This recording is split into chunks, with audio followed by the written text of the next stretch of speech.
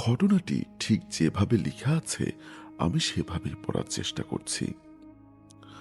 সাদ ভাই, আমি যে ঘটনাটা বলছি এটা আজ থেকে প্রায় ৩০ বছর আগের। আমি তখন ছোট, কিন্তু ঘটনাটা আমাকে বলেছিলেন আমার বাবা। আর বাবাকে এই কাহিনী শুনিয়েছিলেন আমাদের পাশের গ্রামের এক ব্রাহ্মণ। তিনি মিথ্যা গল্প বানানোর মানুষ ছিলেন না। শান্ত স্বভাব, নিয়মিত পুজো করতেন, কারো ক্ষতি করতেন না। কিন্তু এক রাতে তিনি যা দেখেছিলেন সেটা বলার সময়ও তার গলা কেঁপে উঠত। ঘটনা শুরু হয় একজন মানুষের মৃত্যু দিয়ে। লোকটার নাম ছিল শচীন। সুস্থ স্বাভাবিক মানুষ হঠাৎ জ্বরে পড়ে মারা গেল। গ্রাম জুড়ে শোক। দাহ করা হলো নিয়মিত। সবকিছু স্বাভাবিক। প্রথম কদিন কান্না, লোকজন আসা যাওয়া। তারপর ধীরে ধীরে জীবন আগের মতো হয়ে গেল।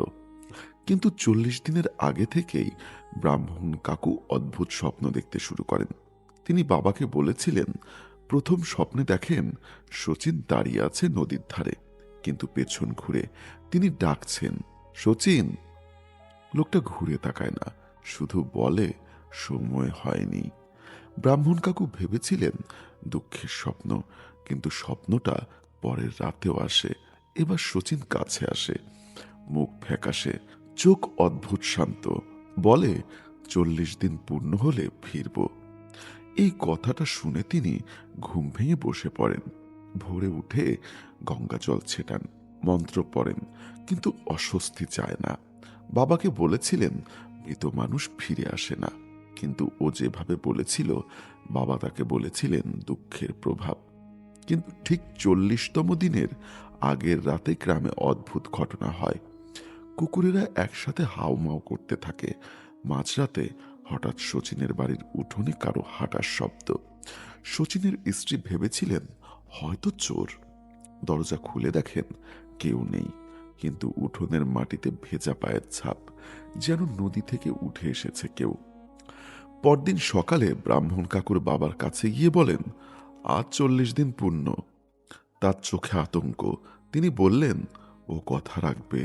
বাবা হেসে উড়িয়ে দিলেও সেদিন সন্ধ্যার পর পুরো গ্রামে অস্বাভাবিক নীরবতা নামে। বাতাস ভারী। রাত বাড়তেই আবার সেই কবরের ডাক। আর ঠিক মধ্যরাতে শচীনের বাড়ির দরজায় ৩ বার কড়া নাড়া। শচীনের স্ত্রী কাঁপতে কাঁপতে জিজ্ঞাসা করেন, কে? বাহির থেকে খুব পরিচিত গলা, দরজা খোলো, আমি ফিরেছি। এই পর্যন্ত বলেই ব্রাহ্মণ কাকু থেমে যেতেন। তারপর ধীরে বলতেন, দরজা খুলেছিল। তারপর কি হয়েছিল সেটা শুনলে শরীর ঠান্ডা হয়ে যায়, কিন্তু তখনও কেউ বিশ্বাস করেনি। মৃত মানুষ ৪০ দিনে ফিরে আসতে পারে, আর সেই রাতে ছিল শুরু। দরজা খুলেছিল, এই কথাটা বলার সময় ব্রাহ্মণ কাকুর গলা শুকিয়ে যেত। শচীনের স্ত্রী ভেবেছিল হয়তো ভুল শুনছেন, হয়তো কল্পনা, কিন্তু দরজার ওপাশে দাঁড়িয়ে থাকা অবয়বটা নিঃসন্দেহে শচীন। একই চেহারা, একই কাঁধের ভঙ্গি, একই কণ্ঠস্বর, শুধু একটা পার্থক্য, তার চোখ। চোখ দুটো অদ্ভুত স্থির, যেন অনেক দূর থেকে তাকিয়ে আছে। আর তার গায়ের কাপড় ভেজা, পায়ের নিচের উঠোনে জল পড়ছে টুপ টুপ করে। শচীনের স্ত্রী কাপা গলায় বলেছিলেন, তুমি তো। বাকিটা বলতে পারেননি। শচীন খুব শান্ত গলায় বলেছিল, ফিরলাম, ৪০ দিন পূর্ণ হয়েছে। এই কথাটা শুনে তার বুকের ভেতর ঠান্ডা নেমে যায়।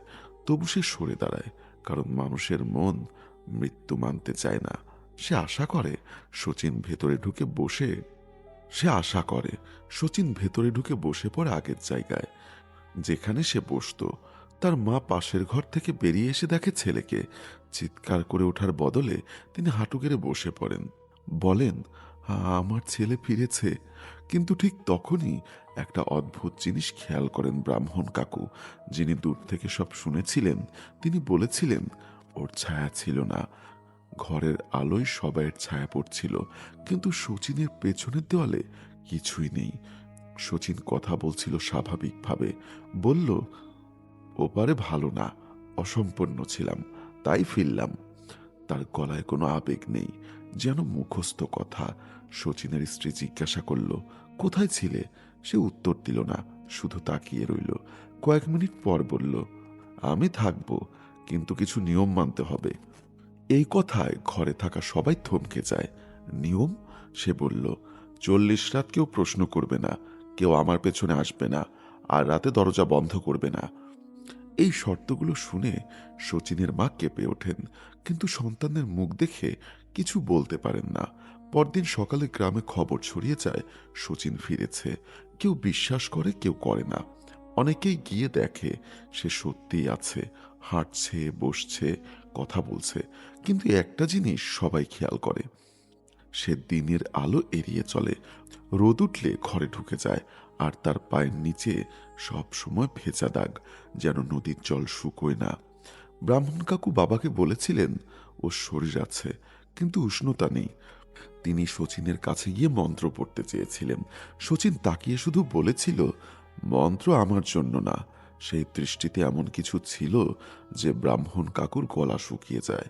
তিনি তখনই বুঝেছিলেন যে ফিরেছে সে পুরোপুরি মানুষ না। কিন্তু তখনও কেউ ভাবেনি 40 রাতের শর্তের পেছনে কি আছে। আর সবচেয়ে ভয়ঙ্কর বিষয়টা তখনও শুরু হয়নি। কারণ প্রথম রাতে যখন সবাই ঘুমিয়ে পড়ে, শচীন নিঃশব্দে ঘর থেকে বের হয়েছিল, আর তাকে দেখা গেছিল গ্রামের শ্মশানের দিকে হাঁটতে, সেই পথেই যেদিন তাকে শেষবার নিয়ে যাওয়া হয়েছিল। প্রথম রাতেই শচীন নিঃশব্দে ঘর থেকে বের হয়েছিল। এই কথাটা ব্রাহ্মণ কাকু বাবাকে বলেছিলেন কাপা গলায়। তিনি নিজ চোখে দেখেননি, কিন্তু শচীনের ছোট ভাই তাকে গিয়ে ডেকেছিল। বলেছিল, দাদা বাহিরে গেছে, কিন্তু দরজা তো বন্ধ ছিল। তারা দুজন দূর থেকে অনুসরণ করে। রাত তখন গভীর, কুয়াশা নেমেছে। শচীন একা হাঁটছে শ্মশানের দিকে, ঠিক সেই পথ ধরে যেদিন তাকে নিয়ে যাওয়া হয়েছিল। তার হাঁটার শব্দ নেই, শুধু ভেজা পায়ের ছাপ পড়েছে মাটিতে। শ্মশানে গিয়ে সে দাঁড়িয়ে থাকে নিজের চিতার জায়গায়, মাথা নিচু। তারপর খুব ধীরে মাটির উপর বসে পড়ে, যেন কিছু খুঁজছে।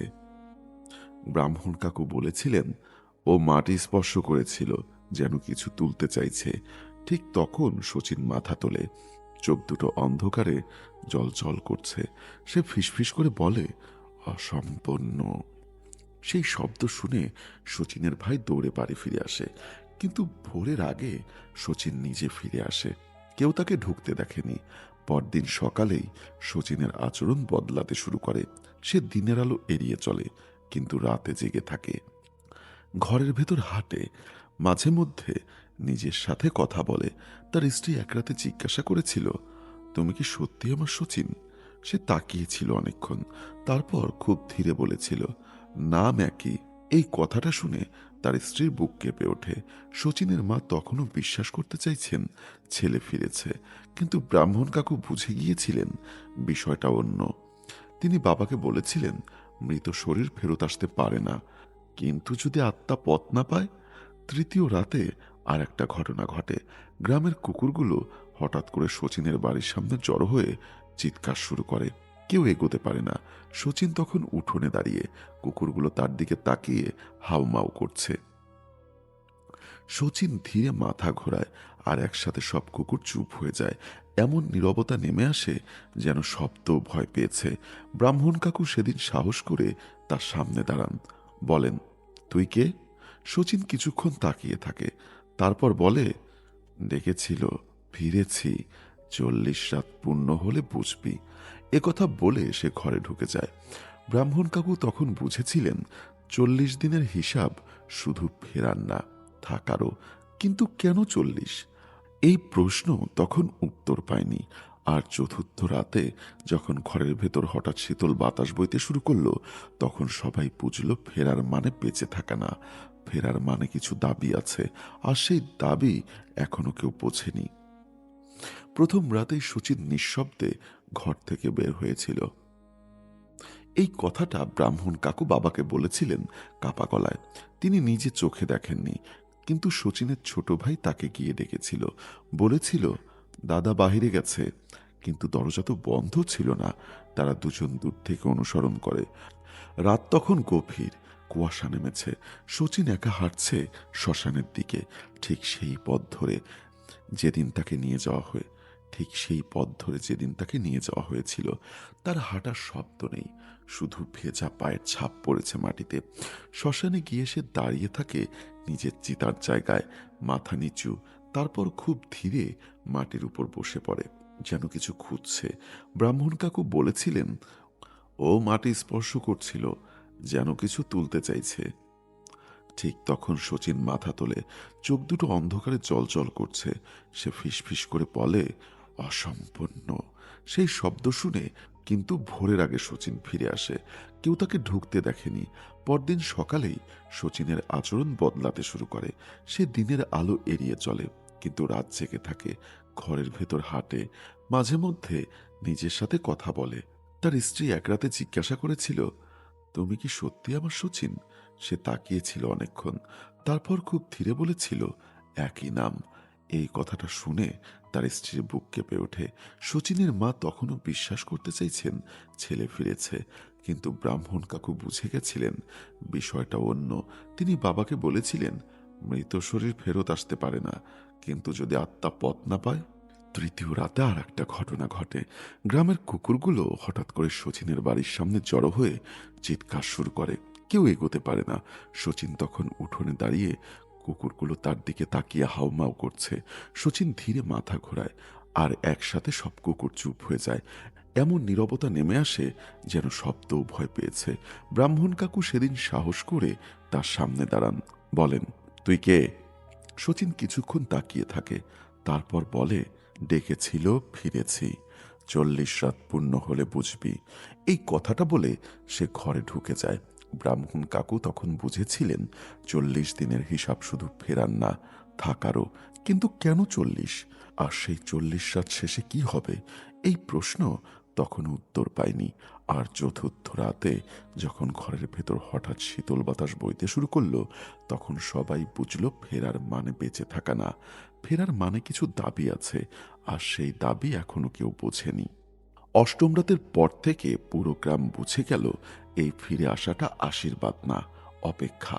দিন গড়িয়ে 40-এর অর্ধেক পেরিয়ে গেলেও শচীনের আচরণ ক্রমেই বদলাতে থাকলো। সে এখন দিনে প্রায় কথা বলে না, তার চোখে এক ধরনের শূন্যতা। খাওয়া দাওয়া কমে গেছে, কিন্তু দুর্বল লাগে না, বরং রাতে তার শক্তি বাড়ে। ব্রাহ্মণ কাকু একদিন সাহস করে তাকে প্রশ্ন করেছিলেন, তুই কি পথ চাইছিস? শচীন দীর্ঘক্ষণ তাকিয়ে থেকে বলেছিল, পথ ছিল না, তাই ফিরেছি। পথ বানাতে হবে। এই পথ বানাতে হবে কথাটা গ্রামের কারো ভালো লাগেনি। কারণ পথ মানে কি, কার জন্য? একাদশ রাতে ঘটনা আরো অদ্ভুত হয়ে ওঠে। মাঝরাতে শচীনের বাড়ির উঠোনে ধূপের গন্ধ ছড়িয়ে পড়ে, অথচ কেউ ধূপ জ্বালায়নি। হঠাৎ ঘরের ভেতর বাতাস ঘুরতে শুরু করে, দরজা জানালা বন্ধ, তবু পর্দা উঠছে। শচীন উঠোনের মাঝখানে দাঁড়িয়ে দুহাত আকাশের দিকে তুলে কিছু উচ্চারণ করছে। ভাষাটা কেউ বোঝে না, শব্দগুলো মানুষের মতো, আবার না। তার স্ত্রী কাঁদতে কাঁদতে বলে, তুমি থামো। শচীন ঘুরে তাকায়, তার চোখ এবার গভীর কালো। বলে, 40 পূর্ণ না হলে ফিরতে পারি না, খুলতে হবে। সবাই আবার সেই শব্দ শুনল, খুলতে হবে। কে খুলবে? কিছু রেখে গেছে। 15তম রাতের পর থেকে শচীনের শরীরে পোড়া দাগ দেখা যায়, যেন আগুনের নিচ থেকে কেউ উঠে এসেছে। তার মা কাঁদতে কাঁদতে গায়ে তেল মাখাতে গেলে সে হাত সরিয়ে দেয়, বলে, আগুন শেষ হয়নি। গ্রামের মানুষ তো ভয় পেয়ে যায়। কেউ কেউ বলে আবার দাহ করতে হবে, কিন্তু কিভাবে? সে তো হাঁটছে, কথা বলছে। তখন ব্রাহ্মণ কাকু বাবাকে বলেছিলেন, 40 দিনের হিসাবটা গুরুত্বপূর্ণ। আমাদের মতে মৃত্যুর পর আত্মা পথ চায় 40-এর ভেতর। যদি সে ফিরেও আসে, 40 পূর্ণ হলে সিদ্ধান্ত হয় থাকবে না যাবে। এই কথা শুনে বাবার শরীর ঠান্ডা হয়ে গেছিল, কারণ তখনও 40 পূর্ণ হয়নি। আর শচীন প্রতিদিন একটাই কথা বলছিল, সময় কম। 29তম রাতের আগে থেকেই গ্রামের আকাশ অস্বাভাবিক ভারী হয়ে ওঠে। মেঘ নেই, তবু অন্ধকার। কুকুরেরা দূরে দূরে ডাকে, আর শচীনের বাড়ির ভেতর মাঝরাতে ছায়া চলাফেরা করতে দেখা যায়। শচীন তখন প্রায় নিঃশব্দে থাকে, শুধু মাঝে মাঝে বলে, যদি খুলে যায়? কে খুলবে? কি খুলবে? এই প্রশ্নের উত্তর তখন কেউ জানত না, কিন্তু ব্রাহ্মণ কাকু নিশ্চিত ছিলেন 40-এর রাতে কিছু একটা ঘটবেই, আর সেটা হয় শচীনের শেষ, না হয় গ্রামের শুরু। সময় তখন প্রায় শেষের দিকে।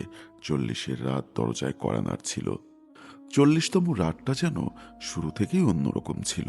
আকাশে মেঘ নেই, তবু চাঁদের আলো মাটিতে পড়ছিল না। বাতাস ভারী, নিঃশ্বাস নিতে কষ্ট। ব্রাহ্মণ কাকু বাবাকে বলেছিলেন, আজ সিদ্ধান্ত হবে।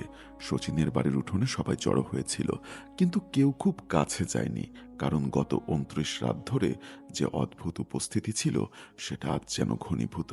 ঠিক মধ্যরাতে শচীন ঘর থেকে বের হলো। তার গায়ে সাদা ধুতি, কিন্তু কাপড় ভেজা, চোখ স্থির। সে উঠোনের মাঝখানে দাঁড়িয়ে বলল, সময় পূর্ণ। তার গলায় আবেগ নেই, ভয় নেই, শুধু ঘোষণা, শুধু ঘোষণা। শচীনের মা কাঁদতে কাঁদতে বললেন, তুই যাস না। শচীন ধীরে মাথা ঘোরালো, বলল, আমি থাকার জন্য ফিরিনি, পথ বন্ধ ছিল। ব্রাহ্মণ কাকু সামনে এগিয়ে এসে মন্ত্র পড়তে শুরু করলেন। বাতাস হঠাৎ ঘুরতে লাগলো, উঠোনের চারিদিকে ছায়া নড়ছে। শচীন দুহাত তুলে আকাশের দিকে তাকালো। তার বুকের মাঝখান থেকে খুব হালকা লালচে আলো বের হতে শুরু করলো, যেন ভেতরে আগুন জ্বলছে। সে বলল, অসম্পূর্ণ দাহ, অসম্পূর্ণ বিদায়। আগুন পুরো নেয়নি, তাই ফিরেছিলাম, আজ আগুন নেবে। কথা বলেই সে হাঁটতে শুরু করলো শ্মশানের দিকে। কেউ তাকে আটকায়নি, যেন সবাই জানতো এটা থামানো যাবে না। ব্রাহ্মণ কাকু বাবাকে নিয়ে দূর থেকে অনুসরণ করলেন। শ্মশানে পৌঁছে শচীন নিজের পুরনো চিতার জায়গায় দাঁড়ালো। মাটিতে এখনো কালচে দাগ। সে হাঁটু গেড়ে বসে পোড়া কাঠের টুকরোগুলো সামনে রাখল, তারপর বলল, এবার সম্পূর্ণ। হঠাৎ চারিপাশের বাতাস ঠান্ডা হয়ে গেল, আকাশে বিদ্যুৎ চমকালো, কিন্তু শব্দ নেই। শচীনের শরীর ধীরে ধীরে কাঁপতে লাগলো, তার চোখ থেকে আলো বের হলো। আর ঠিক সেই মুহূর্তে মাটির নিচ থেকে আগুনের ছোট শিখা জ্বলে উঠল। কেউ আগুন ধরায়নি, তবু আগুন জ্বলছে। সেই আগুন শচীনের পুরো শরীর ছুঁয়ে উঠল। সে চিৎকার করল না, শুধু বলল, পথ খুলেছে। আগুন তাকে ঘিরে ধরল। কয়েক সেকেন্ডের মধ্যে আলো এত তীব্র হলো যে চোখ রাখা যায় না। তারপর হঠাৎ সব নিভে গেল। নিস্তব্ধতা, ধোয়ার হালকা গন্ধ। শচীন নেই, মাটিতে শুধু ছাই।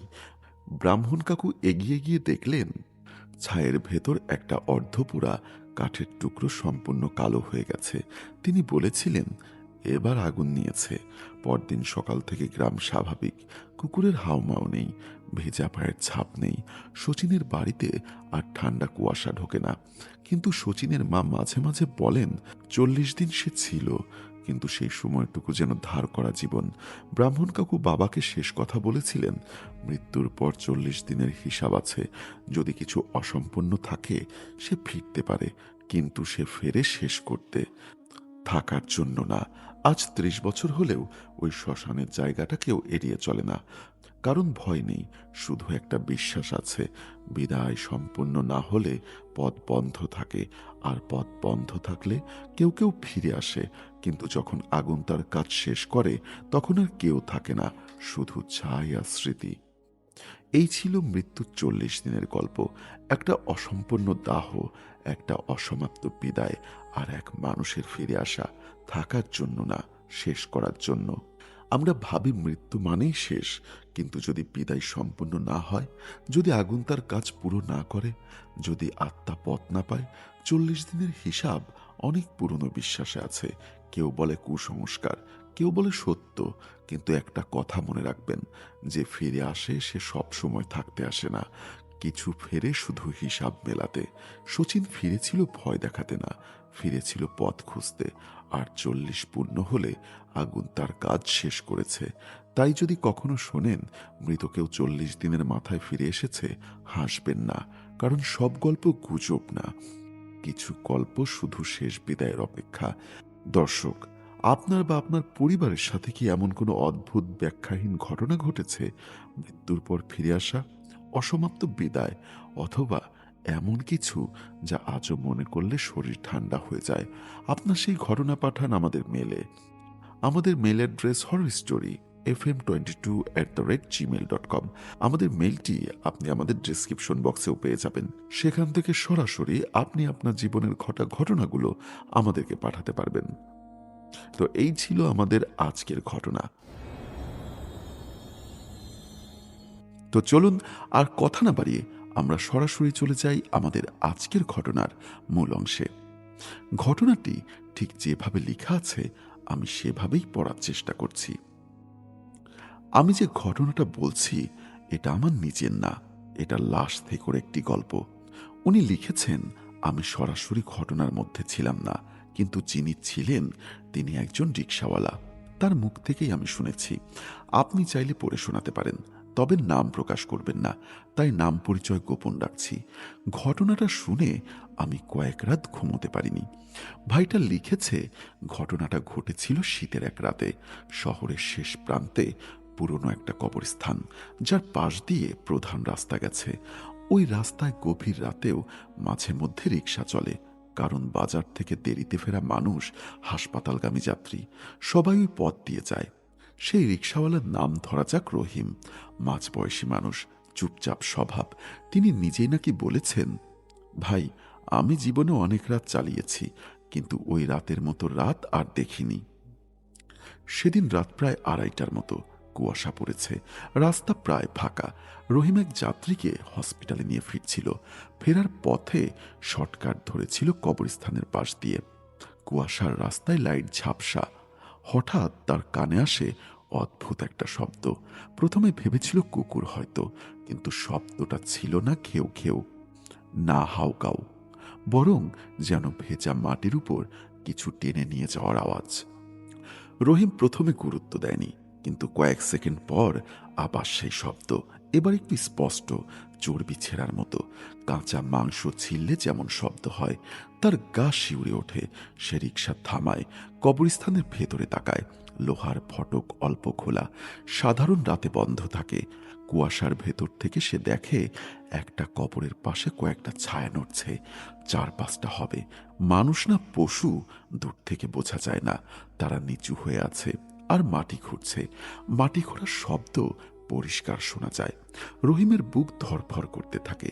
সে ভাবে, চোর, কবর চুরি। কিন্তু তারপর যে শব্দটা শুনেছিল সে, সেটা নাকি জীবনে ভুলতে পারেনি। খুব নিচু কিন্তু গভীর গর্জন। মানুষের গলা না, পশুর গলা না, আর তার সঙ্গে হাড় ভাঙার টুকরো টুকরো শব্দ। রহিম বলে, ভাই, আমি চোখ কসলাইয়া আবার তাকাইলাম। এবার কুয়াশা একটু সরে গেল। সেই স্পষ্ট দেখল একটা কবর অর্ধেক খোঁড়া, মাটির পাশে স্তূপ করে রাখা, আর সেই কবরের ভেতর থেকে কিছু একটা টেনে বের করা হয়েছে। সাদা কাপড়ে মোড়া কিছু। কাপড়টা ছিঁড়ে গেছে। ছায়াগুলো সেই জিনিসটার চারিপাশে বসে আছে, নিচু হয়ে। কেউ একজন মাথা তুলল। রহিম বলল, তার চোখে আলো পড়েছিল। চোখ দুটো অস্বাভাবিকভাবে চকচক করছিল। ঠিক তখনই একটা হাত কবরের ভেতর থেকে ঝুলে পড়ল। রহিমের গা দিয়ে ঠান্ডা ঘাম নেমে যায়। সে বলে, আমি বুঝলাম ওরা লাশ তুলছে, কিন্তু বিষয়টা এখানেই শেষ না। কারণ পরের মুহূর্তে ছায়াগুলোর মধ্যে একজন মাথা ঘুরিয়ে সরাসরি তার দিকে তাকায়। কুয়াশার ফাঁকে তার মুখের আকার দেখা যায় মানুষের মতো, কিন্তু পুরো মানুষ না। মুখে কিছু লেগে আছে, যেন রক্ত। আর সেই চোখ সোজা রহিমের দিকে। রিকশার হ্যান্ডেলে তার হাত কাঁপছিল। সে পা চালাতে চেয়েও পারছিল না। ঠিক তখন কবরস্থানের ভেতর থেকে খুব নিচু স্বরে কেউ ফিসফিস করে বলল। এই একটা শব্দ শুনেই রহিমের বুক বরফ হয়ে যায়। সে বলে, ভাই, ওই মুহূর্তে আমি বুঝতে পারছিলাম যে ওরা জানে আমি দাঁড়িয়ে আছি, আর তারপর যেটা ঘটেছিল সেটাই আসল শুরু। রহিম ভাই নাকি আমাকে বলেছিল ওই শব্দটা দেখেছে। শোনার পর আমার বুকের ভেতর সব বন্ধ হয়ে গেছিল। সে রিকশার হ্যান্ডেল শক্ত করে ধরে আছে, কিন্তু পা নড়ছে না।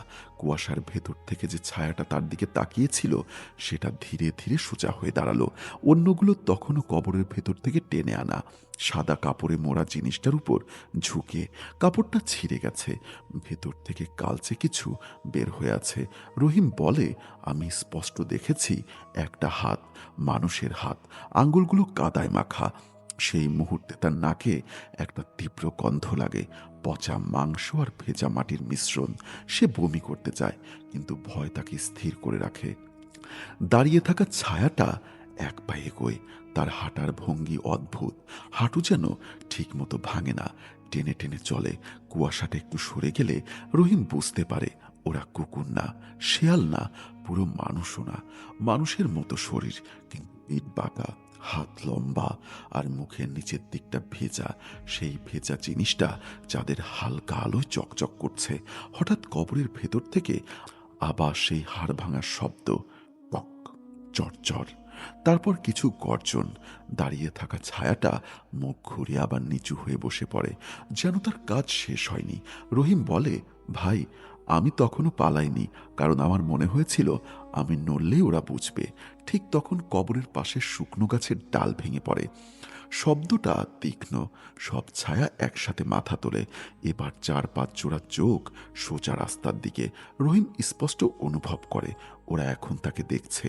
তার বুকের ভেতর ডিপ ডিপ শব্দ এত জোরে হচ্ছিল যে মনে হচ্ছিল বাহির থেকেও শোনা যাবে। সে খুব আস্তে পা চালাতে শুরু করে। রিক্সা প্রথমে এগোয় না, তারপর কর্ম শব্দ করে চাকা ঘোরে। সেই শব্দ শুনেই কবরস্থানের ভেতর থেকে হঠাৎ একসাথে গর্জন ওঠে। মানুষের মতো না, ক্ষুধার্ত পশুর মতোও না, বরং মাঝামাঝি কিছু। রহিম পেছনে তাকাতে চায় না, কিন্তু একবার না তাকিয়ে থাকতে পারে না। তাকিয়ে দেখে দুজন ছায়া কবরের ভেতর থেকে লাফিয়ে বেরিয়েছে। তাদের চলার গতি অস্বাভাবিক দ্রুত। তারা 4 হাত পায়ে দৌড়াচ্ছে, আবার কখনো সোজা হয়ে হাঁটছে। রহিম তখন মরিয়া হয়ে প্যাডেল চাপতে থাকে। কুয়াশার মধ্যে রাস্তা দেখা যায় না, কিন্তু সে থামে না। পেছন থেকে মাটিতে নখ ঘষার শব্দ আসে, তারপর খুব কাছে নিঃশ্বাসের শব্দ। সে ভাবে এবার শেষ। ঠিক তখনই রাস্তার মোড়ে একটা ট্রাকের হেডলাইট জ্বলে ওঠে। তীব্র আলো কুয়াশা চিরে সামনে পড়ে। সেই আলো পড়তেই রহিম বলে, পেছনে শব্দ থেমে যায়। সে সাহস করে এক ঝলক তাকায়। রাস্তা ফাঁকা, কবরস্থানের ফটক বন্ধ, যেন কিছুই হয়নি। কিন্তু তার নাকে তখনও পচা গন্ধ, আর তার কানে খুব নিচু একটা ফিসফিসানি, ফিরবি। সে আর দাঁড়ায় না, সোজা বাজারের দিকে চলে যায়।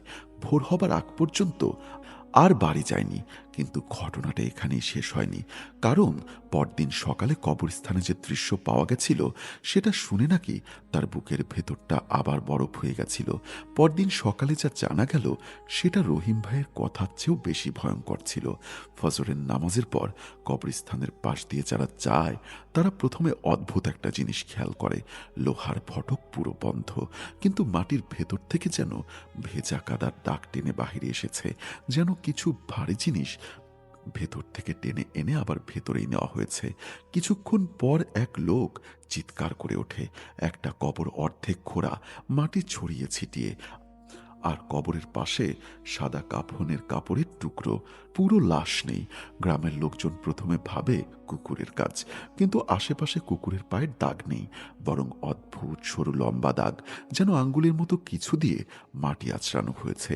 রহিম ভাই দূর থেকে দাঁড়িয়েছিল, কাছে যায়নি, কিন্তু লোকজনের মুখে শুনেছে কবরের ভেতরে রক্তের মতো কালচে দাগ, আর কিছু হাড়ের টুকরো ছড়িয়ে আছে। সেই মৃত লোকটা আগের দিন বিকালে দাফন হয়েছিল। সুস্থ মানুষ, হঠাৎ স্ট্রোক করে মারা গেছে। রহিম তখনই বুঝে যায় সে যা দেখেছে সেটা কল্পনা না। সে নিজে কাউকে কিছু বলেনি প্রথমে, ভয় ছিল মানুষ তাকে পাগল ভাববে। কিন্তু দুপুরের দিকে সে কবরস্থানের পাশ দিয়ে যাবার সময় আবার সেই গন্ধ পায়, পচা মাংস আর ভেজা মাটির মিশ্র গন্ধ। আর তখনই তার চোখ পড়ে কড়ই গাছের নিচে, ফটকের ভেতরে শুকনো মাটির উপর গোল করে আঁচড়ের দাগ, যেন ওরা বসে খেয়েছে। সেদিন রাতেই আবার সে দেরিতে যাত্রী নামিয়ে ফিরছিল। এবার সে কবরস্থানের রাস্তা এড়িয়ে যেতে চাইল, কিন্তু যাত্রী বলল, এই দিক দিয়ে যান, তাড়াতাড়ি হবে, এই দিক দিয়ে যান, তাড়াতাড়ি হবে। সে বাধ্য হলো। দূর থেকে দেখে ফটক বন্ধ, সব শান্ত। সে একটু স্বস্তি পায়, কিন্তু যখন ঠিক এগোয় না, ঠিক তখন ভেতর থেকে খুব নিচু গর্জন শোনা যায়। সে তাকায় না, কিন্তু শব্দ বাড়ে, যেন অনেকগুলো গলা একসাথে গুঞ্জন করছে। হঠাৎ ফটকের ফাঁক দিয়ে সে একটা হাত দেখতে পায়। মানুষের হাত না, লম্বা সরু নখ, অস্বাভাবিক বড়। হাতটা মাটিতে ঘষে, খসখস শব্দ। তার যাত্রী কিছুই টের পায় না, বরং বলে, কি হলো, চালান। রহিম তখন কাপা গলায় বলে, চাকা আটকে গেছে। কিন্তু সে জানে চাকা আটকে যায়নি, তাকে থামানো হচ্ছে। ঠিক তখনই ফটকের ভেতর থেকে খুব স্পষ্ট স্বর, আবার আসছে। সে বুঝে যায় ওরা তাকে চিনে ফেলেছে, কারণ সে দেখেছিল সে সেদিন মরিয়া হয়ে চোখ বন্ধ করে কলেমা পড়তে পড়তে প্যাডেল চাপতে থাকে। হঠাৎ রিকশা হালকা হয়ে যায়, যেন ভার সরেছে। সে আর পেছনে তাকায়নি, কিন্তু বাড়ি পৌঁছে সে দেখে তার রিকশার পেছনের লোহার ফ্রেম কাদা লেগে আছে। সেই কাদা থেকেই একই পচা গন্ধ, আর কাদার উপর 4টা সরু নখের দাগ। সে সেদিন রাতে ঘুমোতে পারেনি, কারণ তার মনে হচ্ছিল ওরা শুধু কবরেই নেই, ওরা তাকে অনুসরণ করেছে। আর সেই রাতের পর থেকে কবরস্থানের দিক দিয়ে গেলে সেই দূর থেকেই দেখতে পায় কুয়াশার ভেতর কয়েকটা নিচু অবয়ব রয়েছে, যেন অপেক্ষা করছে। অপেক্ষা কিসের সেটা সে তখনও জানত না। রহিম ভাই তখন আর কাউকে কিছু বলতে চাইছিল না, কিন্তু ভয় যখন বুকের ভেতর জমে থাকে তখন মানুষ চুপ থাকতে পারে না। সে একদিন আমাকে নিচে ডেকে বলল, ভাই, আমি আর ওই রাস্তা দিয়ে যাই না, কিন্তু ওরা আমাকে ছাড়েনি। আমি প্রথমে ভাবলাম সে হয়তো আতঙ্কে ভুগছে, কিন্তু সে যেভাবে বলছিল তার চোখের ভেতর যে আতঙ্ক দেখেছি সেটা অভিনয় না। সে বলল, ঘটনার 3 রাত পর তার দরজায় মাঝরাতে টোকা পড়ে। সময়টা প্রায় 1টা-1:30। ঠিক ওই সময় যখন সে কবরস্থানের সামনে দাঁড়িয়েছিল, সে ভাবে কেউ হয়তো যাত্রী। দরজা খুলে দেখে কেউ নেই, কিন্তু দরজার সামনে মাটিতে ভেজা কাদা, গোল করে আঁচড়ের দাগ। তার বুকের ভেতর ঠান্ডা নেমে যায়। সে দরজা বন্ধ করতে চায়, ঠিক তখন কানের কাছে খুব নিচু স্বর, খাইতে দিল না। সে স্থির হয়ে যায়। সে তো কিছু দেয়নি, সে তো শুধু দেখেছে, কিন্তু ওরা যেন মনে করছে সে তাদের কাজের মাঝে বাধা দিয়েছে। পরদিন সকালে সে রিকশা পরিষ্কার করতে গিয়ে দেখে পেছনের সিটের নিচে কালচে কিছু শুকিয়ে আছে। দেখতে রক্তের মতো না, কিন্তু গা থেকে সেই একই পচা গন্ধ। সে হাত দিতে ভয় পায়। পানি ঢালতেই জিনিসটা কাদার মতো গলে পড়ে যায়। আর তখন সে লক্ষ্য করে সিটের লোহার ফ্রেমে 4টে সমান দূরত্বে খোঁচা দাগ, যেন কেউ শক্ত করে আঁকড়ে ধরেছিল। সেই রাতের পর থেকে সে যেদিকেই যায় মাঝে মাঝে মনে হয় কেউ পিছনে বসে আছে।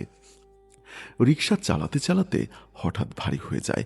পেছনে তাকালে কিছুই নেই, কিন্তু নাকে পচা গন্ধ আর কানে নিচু গর্জন। একদিন সে সাহস করে এক হুজুরের কাছে যায়, সব খুলে বলে। হুজুর তাকে কিছু দোয়া পড়তে বলে, তাবিজ দেন। বলেন, যা দেখেছ তা মানুষ না, কবরের জিনিস কবরে থাকলেই ভালো।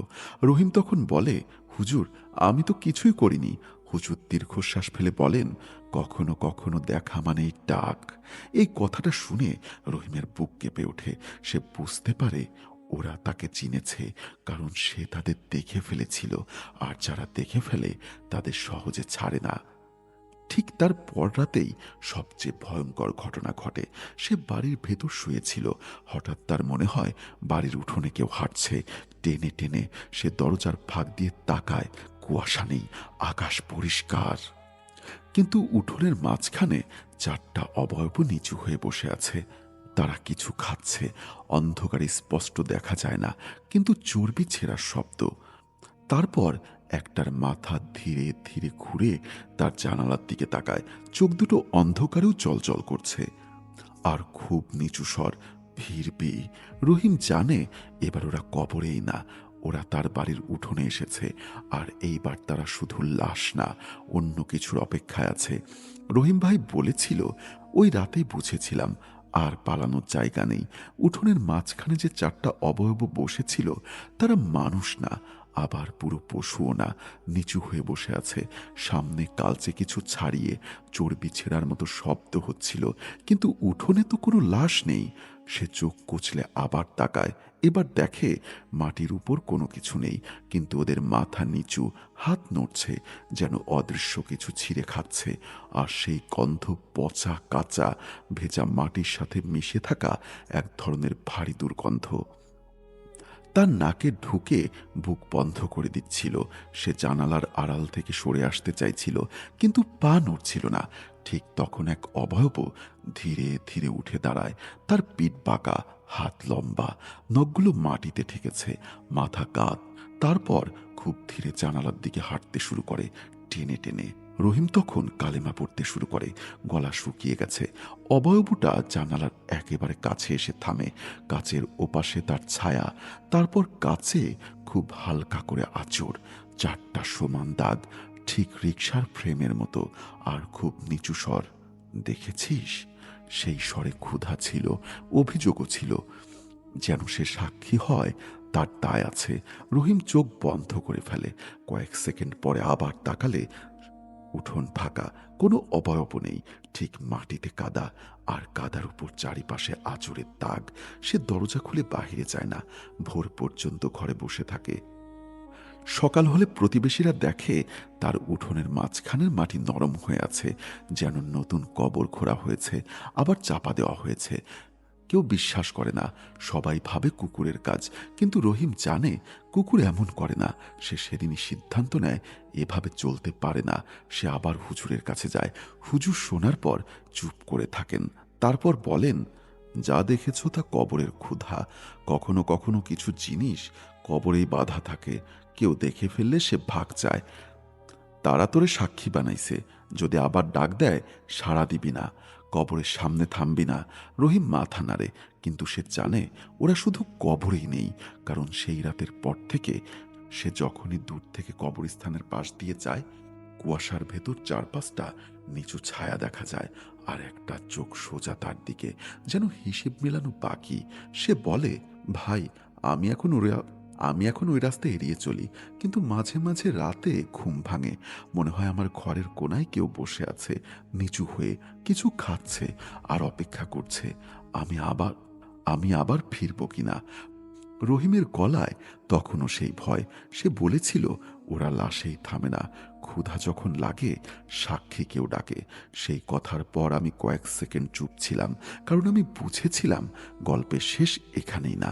ওরা তাকে এখনো পুরোপুরি ছাড়েনি, আর সেই চূড়ান্ত রাতটার কথাই সে শেষে বলেছিল। রহিম ভাই শেষ রাতটার কথা বলতে গিয়ে একেবারে থেমে গেছিল। পানি খেয়ে আবার শুরু করেছিল। সে বলেছিল, ভাই, ওই রাতেই সব শেষ হয়েছিল, যা শুরু হয়েছিল। ঘটনার প্রায় এক সপ্তাহ পরের কথা। সে কবরস্থানের রাস্তা এড়িয়ে চলছিল, তাবিজ পরে দোয়া পড়ে। কয়েকদিন শান্তও ছিল। উঠোনে আর অবয়ব দেখা যায়নি।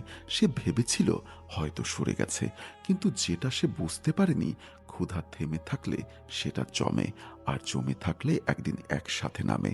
সেদিন রাতে সে দেরিতে ঘুমোয়।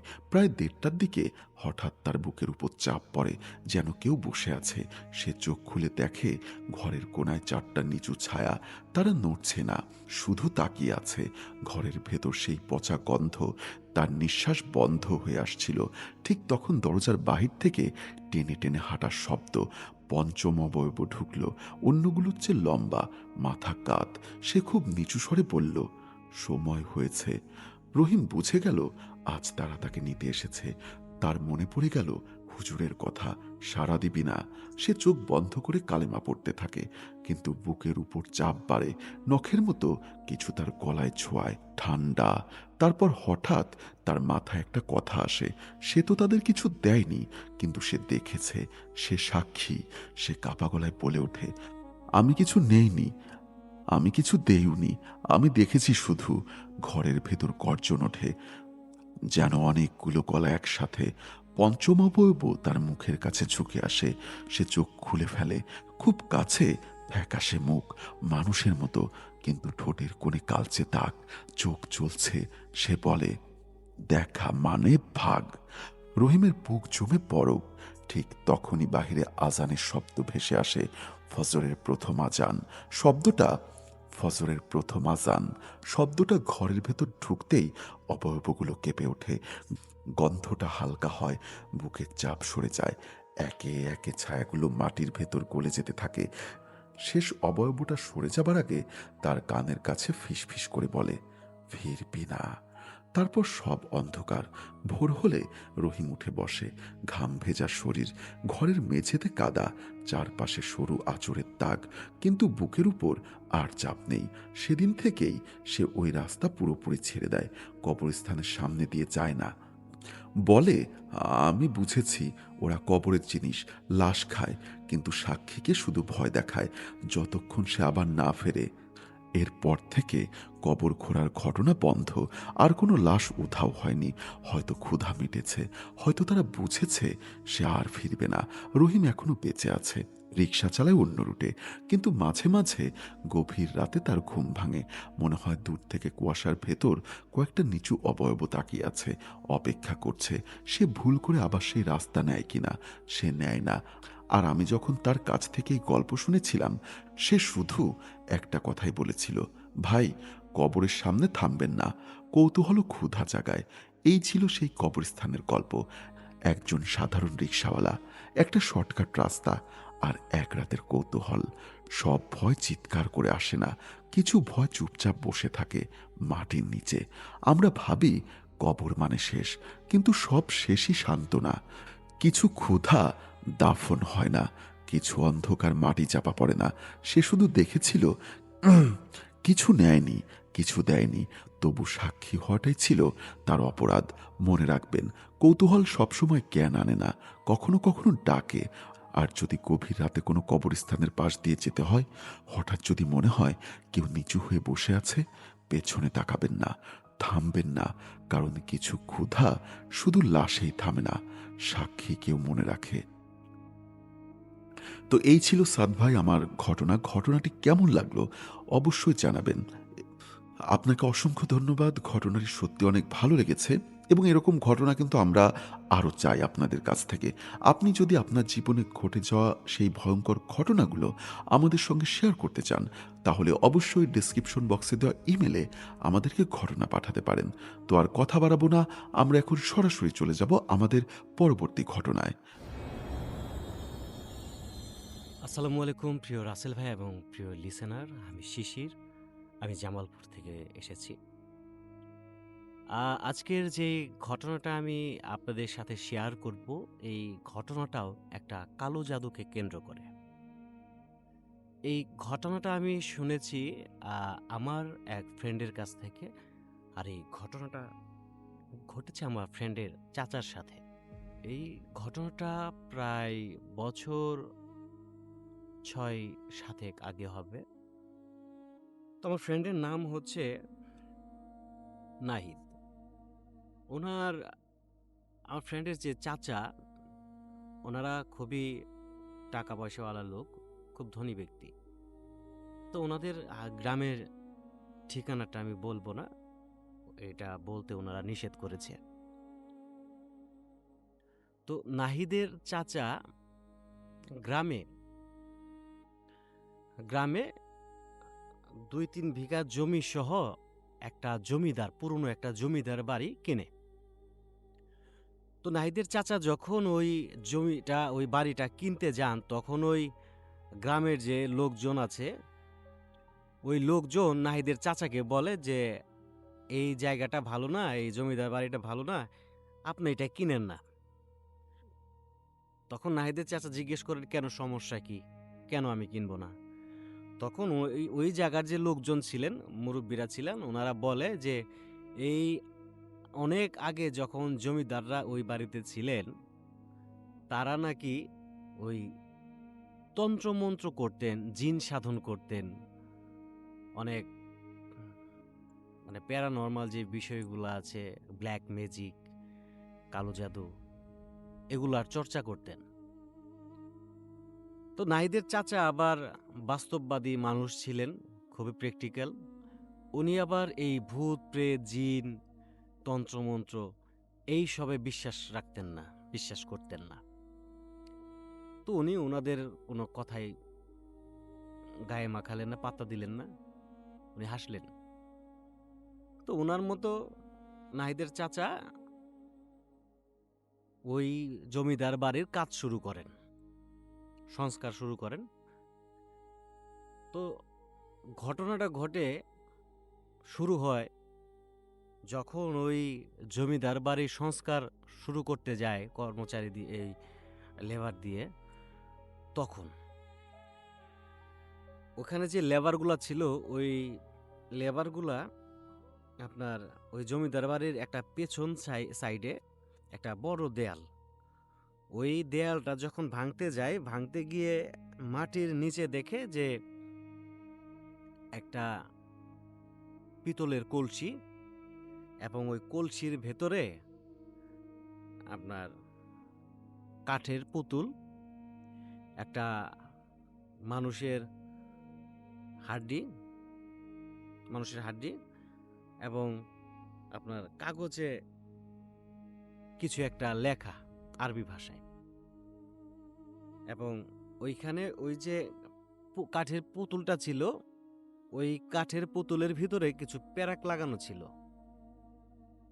তো তখন ওই নাহিদের চাচা আবার ওখানে গিয়ে এগুলো নিয়ে এই নাড়াচাড়া করে দেখে যে আসলে এগুলা কি, এবং কাঠের ভিতরে যে পেরেকগুলা ছিল লাগানো কাঠের পুতুলের ভিতরে, এই পেরেকগুলা উনি খুলে ফেলেন এবং সব একত্র করে একটা সময় পুকুরে ফেলে দেন। পাশে একটা পুকুর ছিল, পুকুরে ফেলে দেন। আসল ঘটনাটা শুরু হয় সেদিন রাত থেকে, যেদিন আপনার ওই পুতুলগুলো রাসেল ভাই ফেলে দেয়া হয়। তো নাহিদের যে চাচি ছিলেন, উনি খুবই শান্ত স্বভাবের একজন মানুষ ছিলেন, খুবই ভালো একজন মানুষ ছিলেন। উনি কখনোই কারোর সাথে কোনোদিন উচ্চ গলায় কথা বলতে পারতেন না, এরকম একজন মাটির মানুষ ছিলেন। সেদিন রাত্রে কি হয়, হঠাৎ করেই নাহিদের যে চাচি, উনি উচ্চ স্বরে হাসতে শুরু করে এবং ওনার যে চোখ দুটো আছে এটাও স্বাভাবিক নাই, অনেক বড় বড় হয়ে গেছে। সবাই দৌড়াদৌড়ি করে চাচির রুমে যায়, যাওয়ার পর দেখে যে চাচি এরকম উল্টাপাল্টা করতেছে, পাগলামি করতেছে। এবং হঠাৎ করেই ওই চাচির যে হাসতেছিল, ওনার কণ্ঠে, ওনার যে কণ্ঠটা পুরুষের মতো হয়ে যায়। যে বডিটা একটা মেয়ে মানুষের, কিন্তু যে কথা বলতেছে উনি চাচি না, ওনার ভিতর আরেকজন আছে, উনি কথা বলতেছে, কণ্ঠটা একজন ছেলে মানুষের, পুরুষ মানুষের মতো। এবং উনি খুব ভারী উচ্চ গলায় বলতেছে যে, তোরা আমাকে মুক্ত করেছিস, এবার তোদের রক্ত দিয়ে আমি স্নান করব। সবাই কথাটা শুনে ভয় পেয়ে যায়, কিন্তু নাহিদের চাচা ভাবেন যে উনি বোধহয় অসুস্থ হয়ে গেছে, সেই জন্য অনেক ডাক্তার দেখায়, কিন্তু ডাক্তার ওনার কোনো রোগ ধরতে পারে না, উনি সুস্থ আছে। তো এর মধ্যে একদিন আমার যে ফ্রেন্ড নাহিদ, ও একদিন রাত্রে ঘুমাতে গেছে, রাত্রের প্রায় 2টা কি 2:30টার সময় ঘুম ভাঙে, মানে অন্ধকার, লাইট নিভিয়ে তো ঘুমাচ্ছিল। হঠাৎ ঘুমের মধ্যে উনি বুঝতে পারে যে ওনার বুকের মধ্যে কেউ যেন চাপ দিয়ে ধরেছে, একটা চাপ সৃষ্টি হয়েছে, উনি বুঝতে পারতেছে, খুব ভারী বুকটা। একজন একজন মানুষের বুকের উপর যদি একজন চড়ে বসে থাকে, যে চাপটা অনুভব হবে, উনি ও এই ফিলটাই করতেছিল। তো হঠাৎ করে উনি চোখ খুলে দেখে, মানে শো অবস্থায় তো উনি চোখ খুলছে, উনি উপরে দিকে তাকিয়ে আছে, তো উনি দেখতেছে যে দেয়ালের উপর, মানে ছাদে, মানে ওনার উপরে বরাবর একটা মহিলা, মানে মহিলার মতো অনেকটা দেখতে, একটা অবয়ব উল্টা হয়ে উপর দিক হয়ে আছে, এবং তার যে মাথার চুলগুলো আছে, এই মাথার চুলগুলো নাহিদের বুকের উপর পড়ে আছে। নাহিদ ওই অবস্থা দেখে সেন্সলেস হয়ে যায়। সকালবেলা সবাইকে বলে যে এই এই ঘটনাগুলো আমার সাথে ঘটছে, এবং এই ধরনের ঘটনা ওই পরিবারের সাথে প্রতিনিয়ত ঘটতে থাকে। তো ওনারা আর দেরি না করে ওনার নাহিদের চাচাকে বুঝিয়ে, ওই গ্রামেরই একজন বুজুর্গ লোক ছিলেন, যারা সবাই ওনাকে আদু কবিরাজ বলেই চিনতেন সবাই, খুবই কামিল একজন ব্যক্তি ছিলেন, ওনাকে ডেকে নিয়ে আসে। উনি ওই জমিদার বাড়ি ঢোকার সাথে সাথেই উনি চমকে গেলেন এবং ওদের বললেন যে, আপনারা যত দ্রুত পারেন এই বাড়ি থেকে চলে যান, এবং এই বাড়ি থেকে না, এই গ্রাম থেকে আপনারা চলে যান, আপনাদের সমস্যা হবে। তখন নাহিদের চাচা জিজ্ঞেস করলেন যে কেন কেন আমরা এই বাড়ি ছেড়ে চলে যাব? তখন ওই বুজুর্গ কবিরাজ বলেন, এই বাড়িতে জমিদার মারা যাওয়ারও বেশ কিছুদিন পর বাইরে থেকে কিছু তান্ত্রিক এসে এই বাড়ির ভেতরে তন্ত্রমন্ত্র করতেন। কিছু জিন কিছু জিনকে কালো জাদু করে এই বাড়িতে বন্দি করে রাখা হয়েছিল। আর আপনারা এসে ওই যে কলসিটা বের করে এখান থেকে পেরেকগুলো খুলছেন, এই খোলাতেই ওই যে জিনগুলো ছিল এগুলো মুক্তি মুক্তি পেয়ে গেছে এবং তারা ওখান থেকে বের হয়ে আপনাদের উপর প্রতিশোধ নিতে যাচ্ছে। কারণ যারা ওদেরকে বন্দি করে রেখেছিল তারা এই পৃথিবীতে বেঁচে নেই। ওদের যে ওই যে রাগটা, একটা ক্ষোভ মানুষের প্রতি, এই রাগটা আপনাদের উপর দিয়ে ঝাড়তে চায়। আমি এটা বন্ধ করে দিচ্ছি, কিন্তু আপনারা এখানে থাকতে পারবেন না। আপনাদের আর কোনো প্রবলেম হবে না, আপনারা এখান থেকে চলে যান। তো কবিরাজ তার প্রসেস করে ওই বাড়িটা বন্দি করে দেয় এবং আজ পর্যন্ত আদৌ ওই বাড়িতে এখন পর্যন্ত কেউ থাকতে পারেনি, কেউ থাকে না, কিংবা ওই জমিটা যে বিক্রি করবে এটাও এখনো সম্ভব হয় না। কেউ ওই জমিটা, ওই বাড়িটা কেনেও না। প্রিয় রাসেল ভাই, ওই ইয়েরা, নাহিদরা এবং নাহিদের যে পরিবার, ফ্যামিলি, চাচা, বাবা, সবাই কিন্তু এখন শহরে থাকে। কিন্তু এখনো ওনারা দেখতে পায় যে জানলার ভেতরে তাকালে ওই পাশে দেখা যায় একটা ছায়া মূর্তি দাঁড়িয়ে আছে, কিংবা কেউ একজন তাদের ফলো করতেছে, এমনটা ওই পরিবারের সবাই ফিল করে। কিন্তু ওই খারাপ ধরনের কোনো ঘটনা এখন পর্যন্ত তাদের সাথে ঘটেনি। তো এই ছিল রাসেল ভাই আমার ঘটনা। লিসেনারদের কেমন লেগেছে জানি না, তবে ঘটনাটি আমার কাছে খুবই ভালো লেগেছে। সবাই ভালো থাকবেন। আল্লাহ হাফেজ। তো চলুন আর কথা না বাড়িয়ে আমরা ঘটনায় চলে যাই। ঘটনাটা ঠিক যেভাবে লেখা আছে আমি সেভাবেই পড়ে শোনানোর চেষ্টা করছি। আসসালামু আলাইকুম সাদ ভাই। আমি যে ঘটনাটা বলছি এটা আমার নিজের চোখে দেখা না, আমাদের এলাকার এক আপুর মুখে শোনা। আপু যেভাবে বলেছিলেন ঠিক সেই ঢং আর সেই আবেগ নিয়েই আমি লিখছি।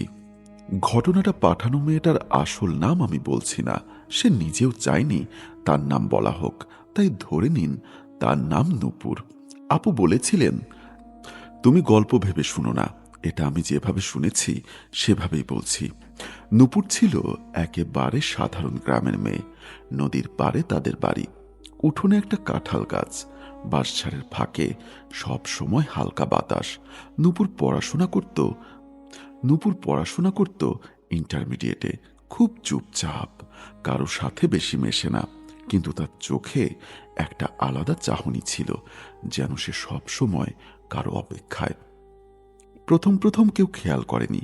তার মা বলতো মেয়েটা বড় হচ্ছে তাই চুপচাপ, বাবা ভাবতো পড়ার চাপ। কিন্তু গ্রামের মেয়েরা ফিসফিস শুরু করলো নূপুরের নাকি প্রেম হয়েছে। পরিবার জানলো নূপুর কারো সাথে কথা বলে, রাতের বেলা ছাদে যায়, মোবাইল নেই তবু কারো সাথে কথা বলে। তারা ভাবলো কোনো ছেলে নিশ্চয়ই লুকিয়ে দেখা করে। মা একদিন জিজ্ঞাসা করল, কাদের সাথে কথা বলিস? নূপুর লজ্জা পেয়ে মাথা নিচু করে বলল, সে খুব ভালো, আমাকে কষ্ট দিবে না। এই উত্তর শুনে মা একটু শান্ত হলো, কারণ সে ভাবল মেয়ের প্রেম হয়েছে, স্বাভাবিক ব্যাপার। কিন্তু আপা বলেছিলেন নূপুরের প্রেমটা স্বাভাবিক ছিল না। নূপুর প্রায়ই সন্ধ্যার পর নদীর পাড়ে যেত। সেখানে পুরনো একটা শিমুল গাছ ছিল। গাছটার নিচে দাঁড়িয়ে সে কারো সাথে কথা বলতো। দূর থেকে দেখলে মনে হতো সে একা দাঁড়িয়ে আছে, কিন্তু তার মুখের হাসি বলতো সে একা না। একদিন তার ছোট ভাই লুকিয়ে পিছু নিল। সে গিয়ে দেখে নূপুর দাঁড়িয়ে কারো দিকে তাকিয়ে কথা বলছে, কিন্তু সামনে কেউ নেই। তাই ভয় পেয়ে বাড়ি দৌড়ে এসে বলল, আপু একা একা কথা বলে। পরিবার প্রথমে হাসল, পরে মা নিচে গিয়ে দেখল সত্যি নূপুর কারো দিকে তাকিয়ে মৃদুস্বরে বলছে, তুমি আজ দেরি করেছ কেন? আর ঠিক তখন শিমুল গাছের পাতাগুলো অকারণে কাঁপল, অথচ বাতাস ছিল না। মা বুকের ভেতর ঠান্ডা অনুভব করল। বাড়িতে ফিরে নূপুরকে জিজ্ঞাসা করা হলো, ছেলেটা কে? নূপুর খুব শান্তভাবে বলল, সে মানুষ না, কিন্তু মানুষ থেকেও ভালো। এই কথা শুনে ঘরে নিস্তব্ধতা নেমে এলো। বাবা রেগে উঠল, পাগল হয়েছিস? নূপুর কাঁদল না, ভয় পেল না, শুধু বলল, সে আমাকে কখনো ছুঁয়ে দেখেনি, কিন্তু আমি জানি সে পাশে থাকে। আপা বলেছিলেন নূপুরের গলায় তখন ভয় ছিল না, ছিল ভালোবাসা। কয়েকদিন পর অদ্ভুত কিছু ঘটনা শুরু হলো। নূপুর রাতে ঘুমোলে জানালার পর্দা নিচ থেকে দুলত, অথচ জানালা বন্ধ। তার ঘরে হালকা আতরের গন্ধ ছড়াতো, যে গন্ধ কেউ চিনত না। এক রাতে তার মা দরজার ফাঁকা দিয়ে দেখল নূপুর জানালার পাশে দাঁড়িয়ে কারো দিকে তাকিয়ে বলছে, আমাকে নিয়ে যেও না, আমি এখানেই থাকবো। তখন জানালার বাহিরে কেমন হালকা সাদা আভা। মা চিৎকার করে উঠতেই আভা মিলিয়ে গেল। পরিবার ভয় পেল, তারা ভাবল জিন। কিন্তু নূপুর বলল, সে খারাপ না, সে শুধু আমাকে ভালোবাসে। বাবা গ্রামের এক হুজুরের কাছে গেল। হুজুর এসে দোয়া পড়ল, পানি পড়ল। কিন্তু সেদিন রাতে নূপুর আরো অসুস্থ হয়ে পড়ল। সে কাঁপতে কাঁপতে বলল, ওকে কষ্ট দিও না, ও আমার কিছুই নেয়নি। এই কথা শুনে পরিবার আরো ভেঙে পড়ল। একদিন দুপুরে নূপুর উঠোনে বসেছিল। হঠাৎ সে কারো দিকে তাকিয়ে হাসল। ঠিক তখনই কাঁঠাল গাছ থেকে একটা কাঁচা ফল নিজে থেকে মাটিতে পড়ল। কেউ ছোঁয়নি, সবাই তাকিয়ে রইল। নূপুর খুব আস্তে বলল, সে রাগ করেছে। তার গলায় এমন মায়া ছিল যেন সে কোনো মানুষের মন বুঝছে। পরিবার বুঝল এটা শুধু প্রেম না, এটা গভীর কিছু। বাবা সিদ্ধান্ত নিল কবিরাজ ডাকবে। নূপুর কাঁদতে কাঁদতে বলল, তারা আমাদের আলাদা করতে পারবে না। তার চোখে তখন অদ্ভুত জিদ। কিন্তু সেই রাতেই প্রথমবার নূপুরের ঘরের বাহিরে কেউ খুব নিচু স্বরে ডাকল, নূপুর। ডাকটা মিষ্টি, কিন্তু মানুষের মতো না। মা বাবা দরজার বাহিরে দাঁড়িয়ে শুনল। নূপুর উত্তর দিল, আমি আছি। আর শিমুল গাছের দিক থেকে খুব হালকা নীলচে আলো এক মুহূর্তের জন্য উঠোনে পড়ে মিলিয়ে গেল। আপা বলেছিলেন, সেই দিনই বুঝেছিলাম এই প্রেম সাধারণ না, এই প্রেমের জন্য যুদ্ধ লাগবেই। আর ঠিক সেই রাতেই নূপুর দরজার ভেতর থেকে ফিস ফিস করে বলেছিল, ওকে কেউ আঘাত দিলে আমি সহ্য করব না।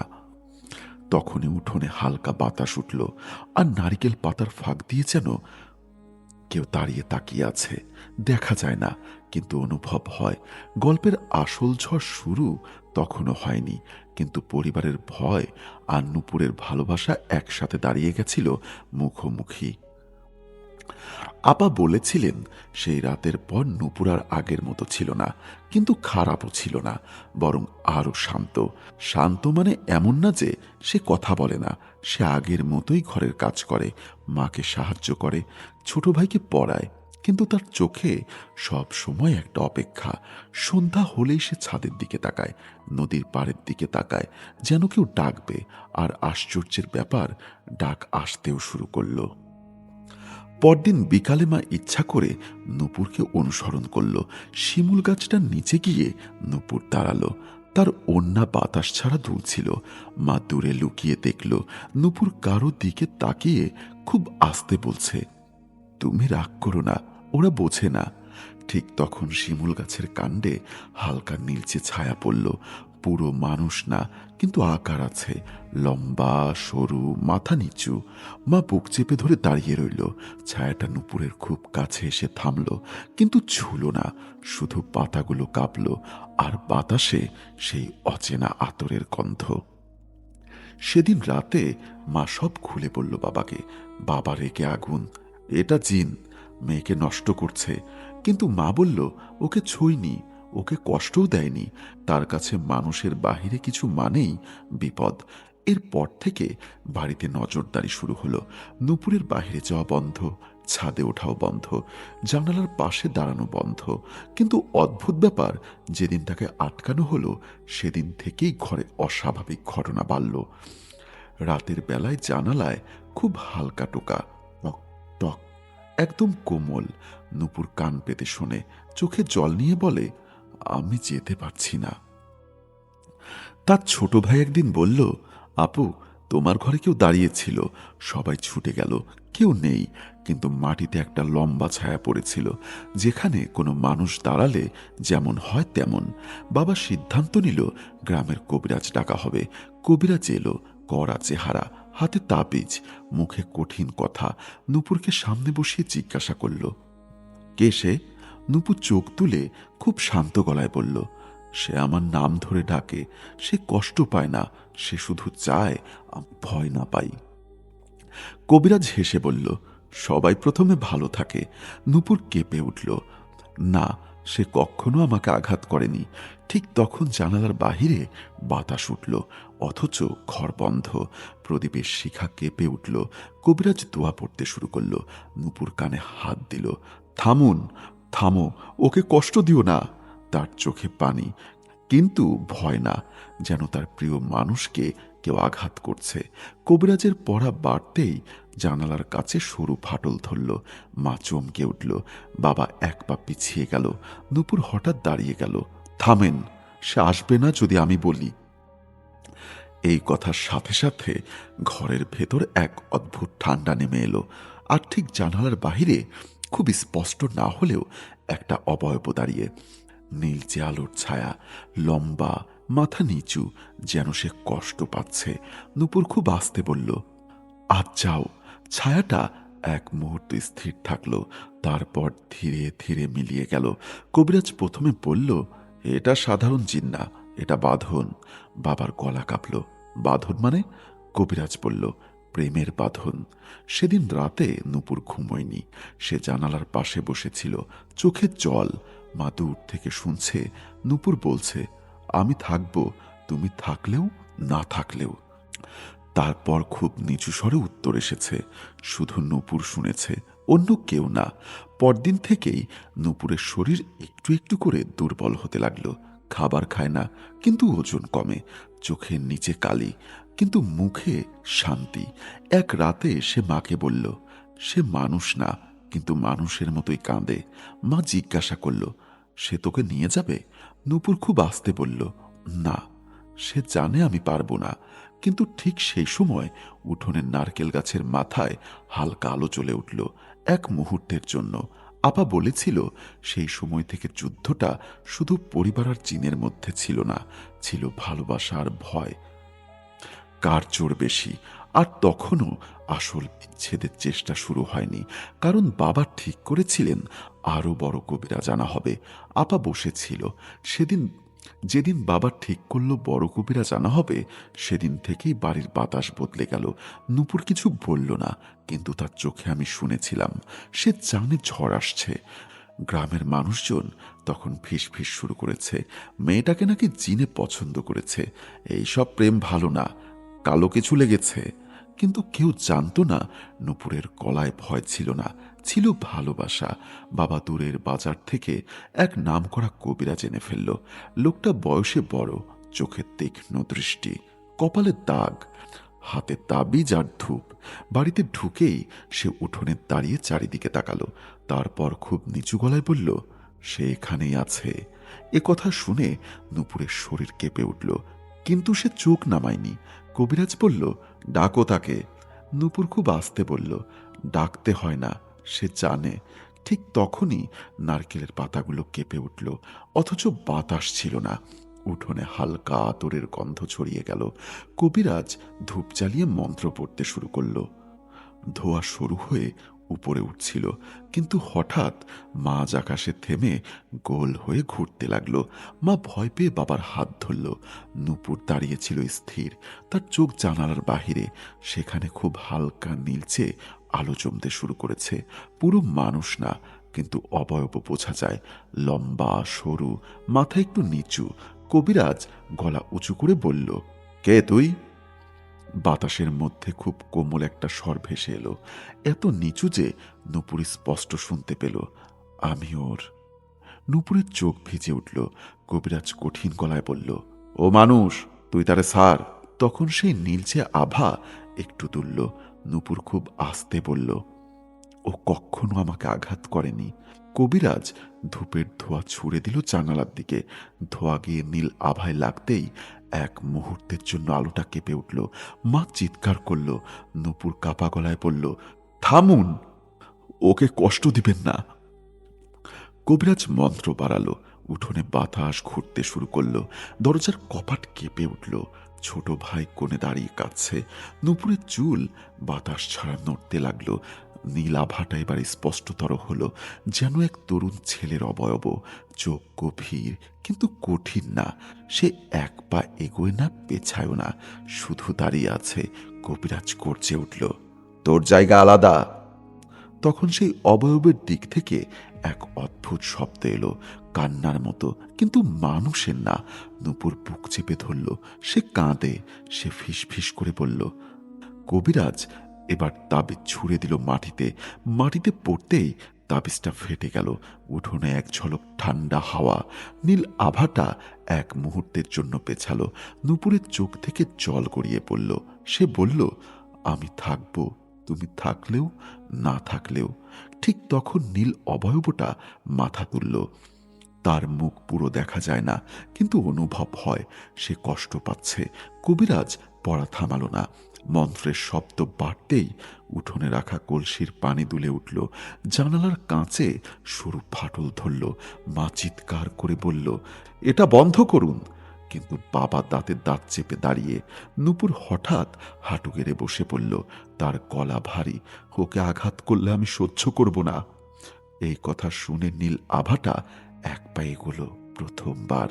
বাতাস একদম বরফের মতো ঠান্ডা। কবিরাজ থমকে গেল এক সেকেন্ডে। সেই টের পেল, সেই সেকেন্ডেই অবয়বটা জানালার কাছে এসে থামল। সে হাত বাড়ায়নি, ছোঁয়নি, কিন্তু উপস্থিতি এত ঘন যে সবাই টের পেল। নূপুর খুব আস্তে বলল, তুমি যাও। আর ঠিক তখনই উঠোনের আলো এক মুহূর্ত নিভে আবার জ্বলে উঠল। নীল আভাটা ধীরে ধীরে মিলিয়ে গেল। কবিরাজ গভীর শ্বাস নিয়ে বলল, এটা সহজ না। এইটা জোর কইরা ভাঙতে গেলে ক্ষতি হইব। বাবা কাপা গলায় বলল, তাহলে? কবিরাজ বলল, বাঁধন ভাঙতে চাইলে মেয়ের মন ভাঙতে হবে। নূপুর মাথা তুলে তাকালো। তার চোখে জল, কিন্তু জিদ। আমার মন ভাঙবে না। উঠোনে আবার হালকা আতরের গন্ধ ছড়িয়ে পড়ল। আর দূরে শিমুল গাছের পাতাগুলো অকারণে কেঁপে উঠল। আপা বলেছিল, সেই দিন বুঝেছিলাম এই প্রেমের শেষটা সহজ না। কারণ এখানে কেউ খারাপ না, শুধু ভয় আর ভালোবাসা একসাথে দাঁড়িয়ে। আপা বলেছিল, সেই দিনের পর থেকে নূপুরের ঘরটাই যেন যুদ্ধক্ষেত্র হয়ে গেল। বড় কবিরাজ চলে গেলেও সে বলে গেল, মেয়েকে নজরে রাখেন, পূর্ণিমার আগে আবার আসব। বাবা তখন কঠিন। মায়ের চোখে শুধু ভয়। কিন্তু নূপুর, সে অদ্ভুত শান্ত, যেন সে জানে ভালোবাসা জোরে ভাঙে না। সেদিন রাতেই প্রথমবার নূপুরের ঘরের দরজা ভেতর থেকে বন্ধ থাকলেও জানালার পর্দা নিজে নিজে সরে গেল। মা দূর থেকে দেখল নূপুর জানালার সামনে দাঁড়িয়ে আছে, আর বাহিরে শিমুল গাছের দিকটায় হালকা নীলচে আভা। কোনো শব্দ নেই, কিন্তু নূপুরের ঠোঁট নড়ছে। সে বলছে, ওরা ভয় পায়, তুমি ভয় পেও না। ঠিক তখন জানালার কাছে খুব আস্তে তিনবার ঠক ঠক ঠক টোকা পড়ল, কিন্তু শব্দে ভয় নেই, আছে অনুরোধ। নূপুর হাত তুলে জানালার কাছে রাখল।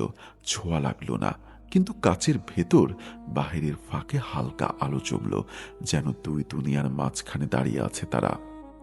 পরদিন থেকেই বাড়িতে নিয়মকানুন করা হলো। নূপুরের একা বাহিরে যাওয়া বন্ধ। মোবাইল না থাকলেও তার কাছে থাকা ছোট্ট আয়নাটাও সরিয়ে রাখা হলো, কারণ মা বলেছিল সে নাকি আয়নাও দেখা দেয়।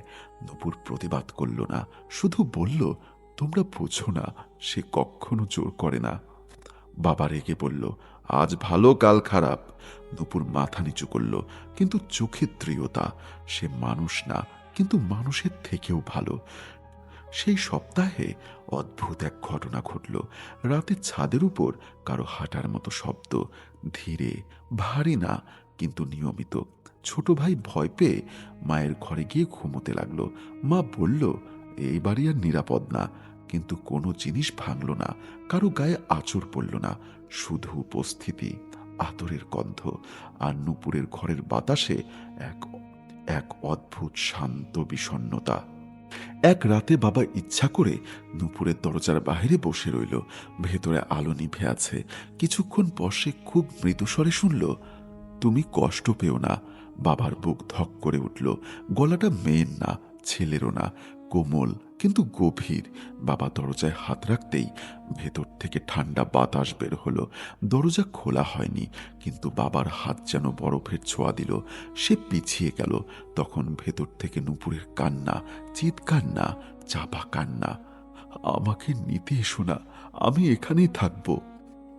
পরদিন সকালে নুপুরের চোখ লাল, কিন্তু মুখে হাসি। মা জিজ্ঞাসা করল, সে কি কিছু চায়? নুপুর খুব আস্তে বলল, সে শুধু চায় আমি তাকে ভুলে না যাই। মা কেঁপে উঠল, তুই কি ওর সাথে যাবি? নুপুর মাথা নেড়ে বলল, না, সে জানে আমি পারবো না, সে শুধু থাকে।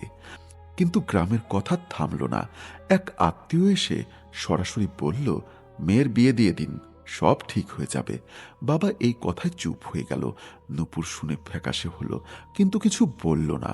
সেদিন রাতেই উঠোনের নারকেল গাছের মাথায় হঠাৎ এক ঝলক আলো জ্বলে উঠল, এবার আগের চেয়ে উজ্জ্বল। মা চিৎকার করল। বাবা দৌড়ে বাহিরে গেল, কিন্তু কেউ নেই। শুধু শিমুল গাছের পাতা একসাথে কাঁপছে, অথচ বাতাস নেই। নূপুর দরজার সামনে দাঁড়িয়ে বলল, তুমি রাগ করো না। তার গলায় কাঁপন, বাহিরে খুব নিচু স্বর, আমি অপেক্ষা করব। এই কথাটা মা বাবা পুরোপুরি শোনেনি, কিন্তু নূপুর শুনেছে। তার চোখ ভিজে উঠল। এরপরই বাবা সিদ্ধান্ত নিল পূর্ণিমার রাতেই চূড়ান্ত ঝাড়ফুঁক হবে।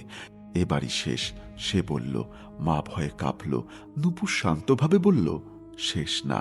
সেই রাতের আগের দিনগুলো ভারী হয়ে উঠল।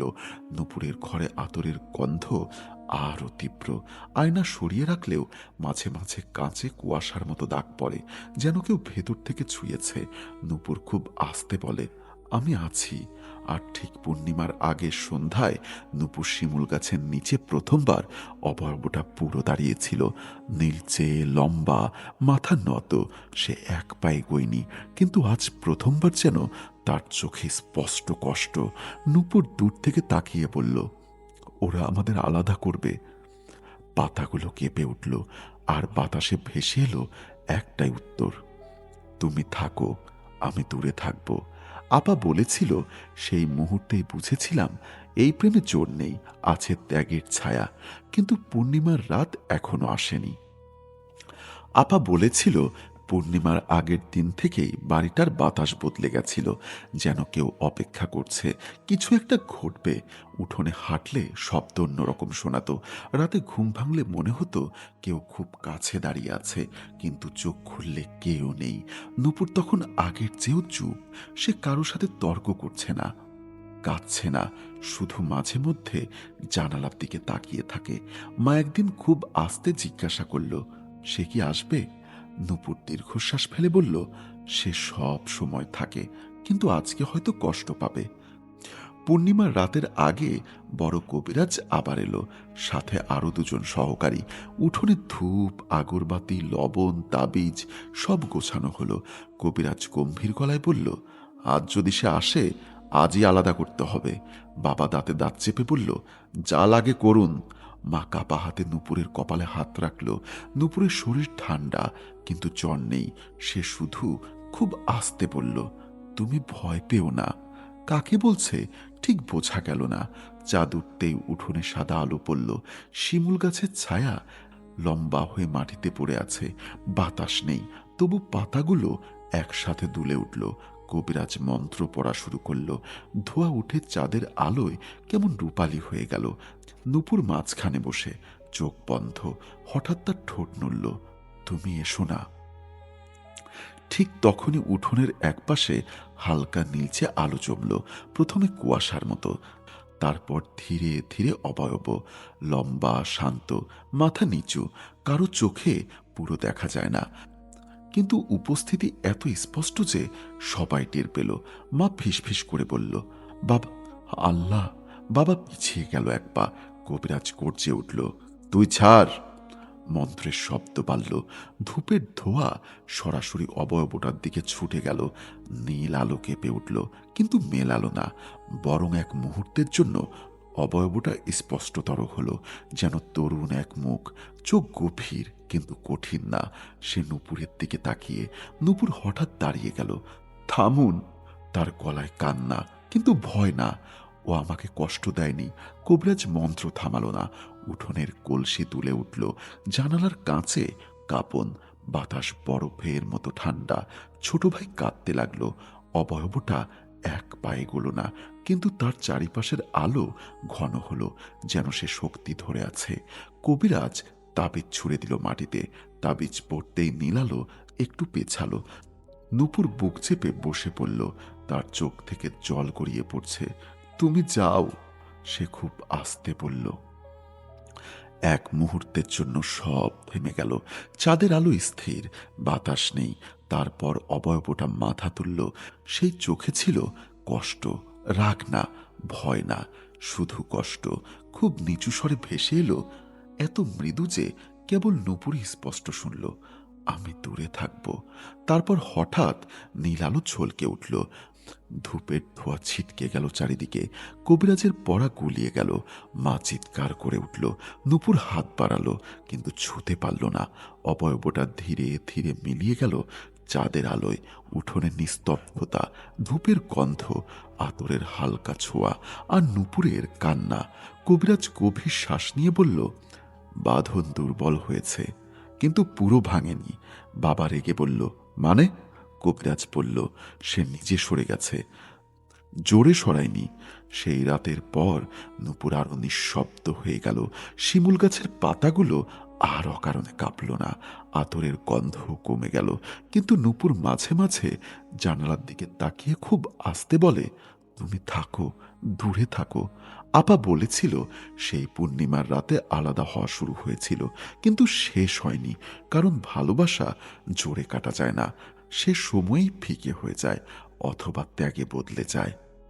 আপা বলেছিল পূর্ণিমার রাতের পর থেকে বাড়িটা যেন হঠাৎ খুব স্বাভাবিক হয়ে গেল। আর সেই স্বাভাবিকতাই ছিল সবচেয়ে অস্বাভাবিক। আতরের গন্ধ আর আসে না। শিমুল গাছের পাতা অকারণে কাঁপে না। জানালায় আর নীল আভা জমে না। বাবা মনে মনে একটু স্বস্তি পেল। মা ভাবল হয়তো শেষ। কিন্তু নূপুর, সে যেন ভেতর থেকে একটু একটু করে নিঃশব্দ হয়ে গেল। সে কারো সাথে ঝগড়া করে না, হাসে কম, কিন্তু কাঁদেও না। যেন তার ভেতরের একটা অংশ খুব দূরে দাঁড়িয়ে আছে। একদিন সন্ধ্যায় মা দেখল নূপুর উঠোনে একা বসে আকাশের দিকে তাকিয়ে আছে। চাঁদ নেই, তারা কম। মা গিয়ে পাশে বসে বলল, সব শেষ? নূপুর একটু হেসে বলল, শেষ না, সে কথা রাখছে।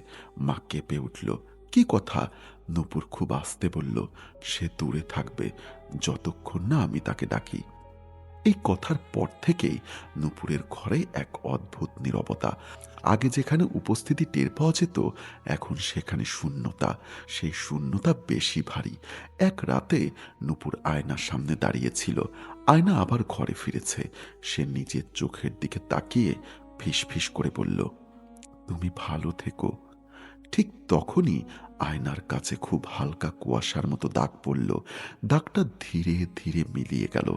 মা দরজার ফাঁক দিয়ে দেখে বুক চেপে ধরল। বাবা বিয়ের কথা তুলল। মেয়ের বয়স হয়েছে, আত্মীয়রা চাপ দিল। নূপুর শুনে চুপ করে থাকলো। তার চোখে জল জমে, কিন্তু সে প্রতিবাদ করল না। শুধু একবার সে খুব আস্তে বলল, সে কষ্ট পাবে। বাবা রেগে উঠল, মানুষের কথা ভাব। নূপুর মাথা নিচু করল, সে মানুষ না, তবু কষ্ট পায়। বিয়ের কথা পাকাপাকি হতে শুরু করতেই অদ্ভুত এক ঘটনা ঘটল। বহুদিন পর এক রাতে হালকা আতরের গন্ধ ফিরে এলো। কিন্তু এবার গন্ধের সাথে ছিল এক ধরনের শীতলতা, যেন কেউ বিদায় জানাতে এসেছে। জানালার বাহিরে খুব হালকা নীল আভা, আগের চেয়ে দুর্বল। নূপুর দরজার কাছে দাঁড়িয়ে বলল, তুমি কেন এলে? খুব নিচু স্বর ভেসে এলো, শেষবার। নূপুরের চোখ ভিজে উঠল। আমি যেতে পারবো না, সে বলল। উত্তরে শুধু নীরবতা, কিন্তু সেই নীরবতায় এত গভীর কষ্ট ছিল যে নূপুর কাঁপতে লাগলো। অবয়বটা আজ আগের মতো স্পষ্ট না, যেন দূর থেকে দাঁড়িয়ে আছে। ঠিক তখন মা পেছন থেকে ডাকলো, নূপুর। আলো মিলিয়ে গেল, আতরের গন্ধ। পরদিন সকাল থেকে নূপুরের জ্বর জ্বর লাগতে লাগলো। শরীর খারাপ না, কিন্তু মুখ ফ্যাকাশে। ডাক্তার দেখানো হলো, সব ঠিক। কিন্তু নূপুরের চোখে যে দূরের দৃষ্টি, সেটা বদলায় না। একদিন বিকালে সে একা শিমুল গাছের কাছে গেল। অনেক দিন পর গাছের নিচে দাঁড়িয়ে খুব আস্তে বলল, আমি চাই না তুমি কষ্ট পাও। বাতাস উঠল না, আলো জ্বলেনি, কিন্তু গাছের ছায়া যেন একটু লম্বা হয়ে তার পায়ের কাছে এসে থামল। আপা বলেছিল, সে সময় বুঝেছিলাম এই প্রেমে এখন আর দেখা নেই, আছে দূরত্ব, কিন্তু দূরত্ব মানেই শেষ না। এরপরে বিয়ের তারিখ ঠিক হলো, বাড়িতে প্রস্তুতি শুরু, আত্মীয়দের আনাগোনা। নূপুর সবার সামনে হাসছে, কিন্তু একা হলেই জানালার দিকে তাকায়। আর বিয়ের ঠিক আগের রাতেই উঠোনে খুব হালকা করে শিমুল গাছের পাতা কেঁপে উঠল। অনেক দিন পর নূপুর খুব আস্তে বলল, তুমি এসেছ। আর বাতাসে ভেসে এলো সেই পুরনো কোমল স্বর, কিন্তু এবার আগের চেয়েও অনেক দূর থেকে, আমি থাকবো। আপা বলেছিল, বিয়ের আগের রাতটাই ছিল সবচেয়ে নীরব, আর সেই নীরবতার ভেতরেই সবচেয়ে বেশি কথা ছিল। বাড়িতে আত্মীয় স্বজন, আলো, রান্নার গন্ধ, হাসাহাসি সবই চলছে, কিন্তু নূপুরের ঘরে অন্যরকম এক ভারী শান্তি। সে সাজগোজের কথা শুনেছে, গায়ে হলুদের গল্প শুনেছে, কিন্তু তার চোখ বারবার জানালার দিকে চলে যায়। বাহিরে শিমুল গাছ অন্ধকারে দাঁড়িয়ে, বাতাস নেই, তবু পাতার ডগায় হালকা কম্পন। নূপুর খুব আস্তে ফিসফিস করে বলল, আজ এসো না। ঠিক তখনই ঘরের ভেতর সেই অপরিচিত আতরের গন্ধ ছড়িয়ে পড়ল, কিন্তু আগের মতো না, ঘন না, মৃদু, যেন দূর থেকে ভেসে এসেছে। জানালার কাছে কুয়াশার মতো হালকা রেখা জমল। ধীরে ধীরে সেই রেখা মিলিয়ে গিয়ে শুধু এক মুহূর্তের জন্য নীলচে আভা ফুটে উঠল। অবয়বটা আজ খুব দূরে, আগের মতো শক্তিশালী না, লম্বা ছায়া, মাথা নত। নূপুরের চোখ ভিজে উঠল, আমি পারবো না। সে বলল, আমি মানুষ, আমার পরিবার আছে। বাতাসে খুব নিচু স্বর ভেসে এলো, আমি জানি। স্বরটা আজ কোমল, তাতে জিদ নেই, শুধুই ক্লান্তি। নূপুর এক পা এগিয়ে জানালার কাছে দাঁড়ালো, তুমি কষ্ট পেও না। সে বলল, উত্তরের দীর্ঘ নীরবতা। তারপর খুব আস্তে, তোমার সুখ চাই। এই কথায় নূপুরের বুক কেঁপে উঠল। সে হাত বাড়ালো, কিন্তু কাচের ওপাশে কিছুই নেই, শুধু ঠান্ডা স্পর্শের মতো এক অনুভূতি। বাহিরে শিমুল গাছের ছায়া একটু নড়ল, অবয়বটা ধীরে ধীরে আরো ফিকে হতে লাগলো। নূপুর কাঁদতে কাঁদতে বলল, তুমি থাকবে। স্বর এলো দূরে, আর তারপর আতরের গন্ধ মিলিয়ে গেল। নীল আভা অদৃশ্য। উঠোনে আবার স্বাভাবিক অন্ধকার। নূপুর জানালার সামনে দাঁড়িয়ে অনেকক্ষণ স্থির রইল, তার চোখে জল, কিন্তু মুখে অদ্ভুত শান্তি। পরদিন বিয়ের দিন, বাড়িতে কোলাহল, ঢাক ঢোল, আত্মীয়দের হাসি। নূপুর সাজছে, লাল শাড়ি, কপালে সিঁদুরের জায়গাটা খালি, মাথার চুলে হাত বুলিয়ে কাঁদছে। বাবা চোখ মুছে লুকিয়ে। নূপুর আয়নায় নিজের মুখ দেখল। এক মুহূর্তের জন্য আয়নার কাছে খুব ক্ষীণ নীলচে ঝলক ফুটে উঠল, আবার মিলিয়ে গেল।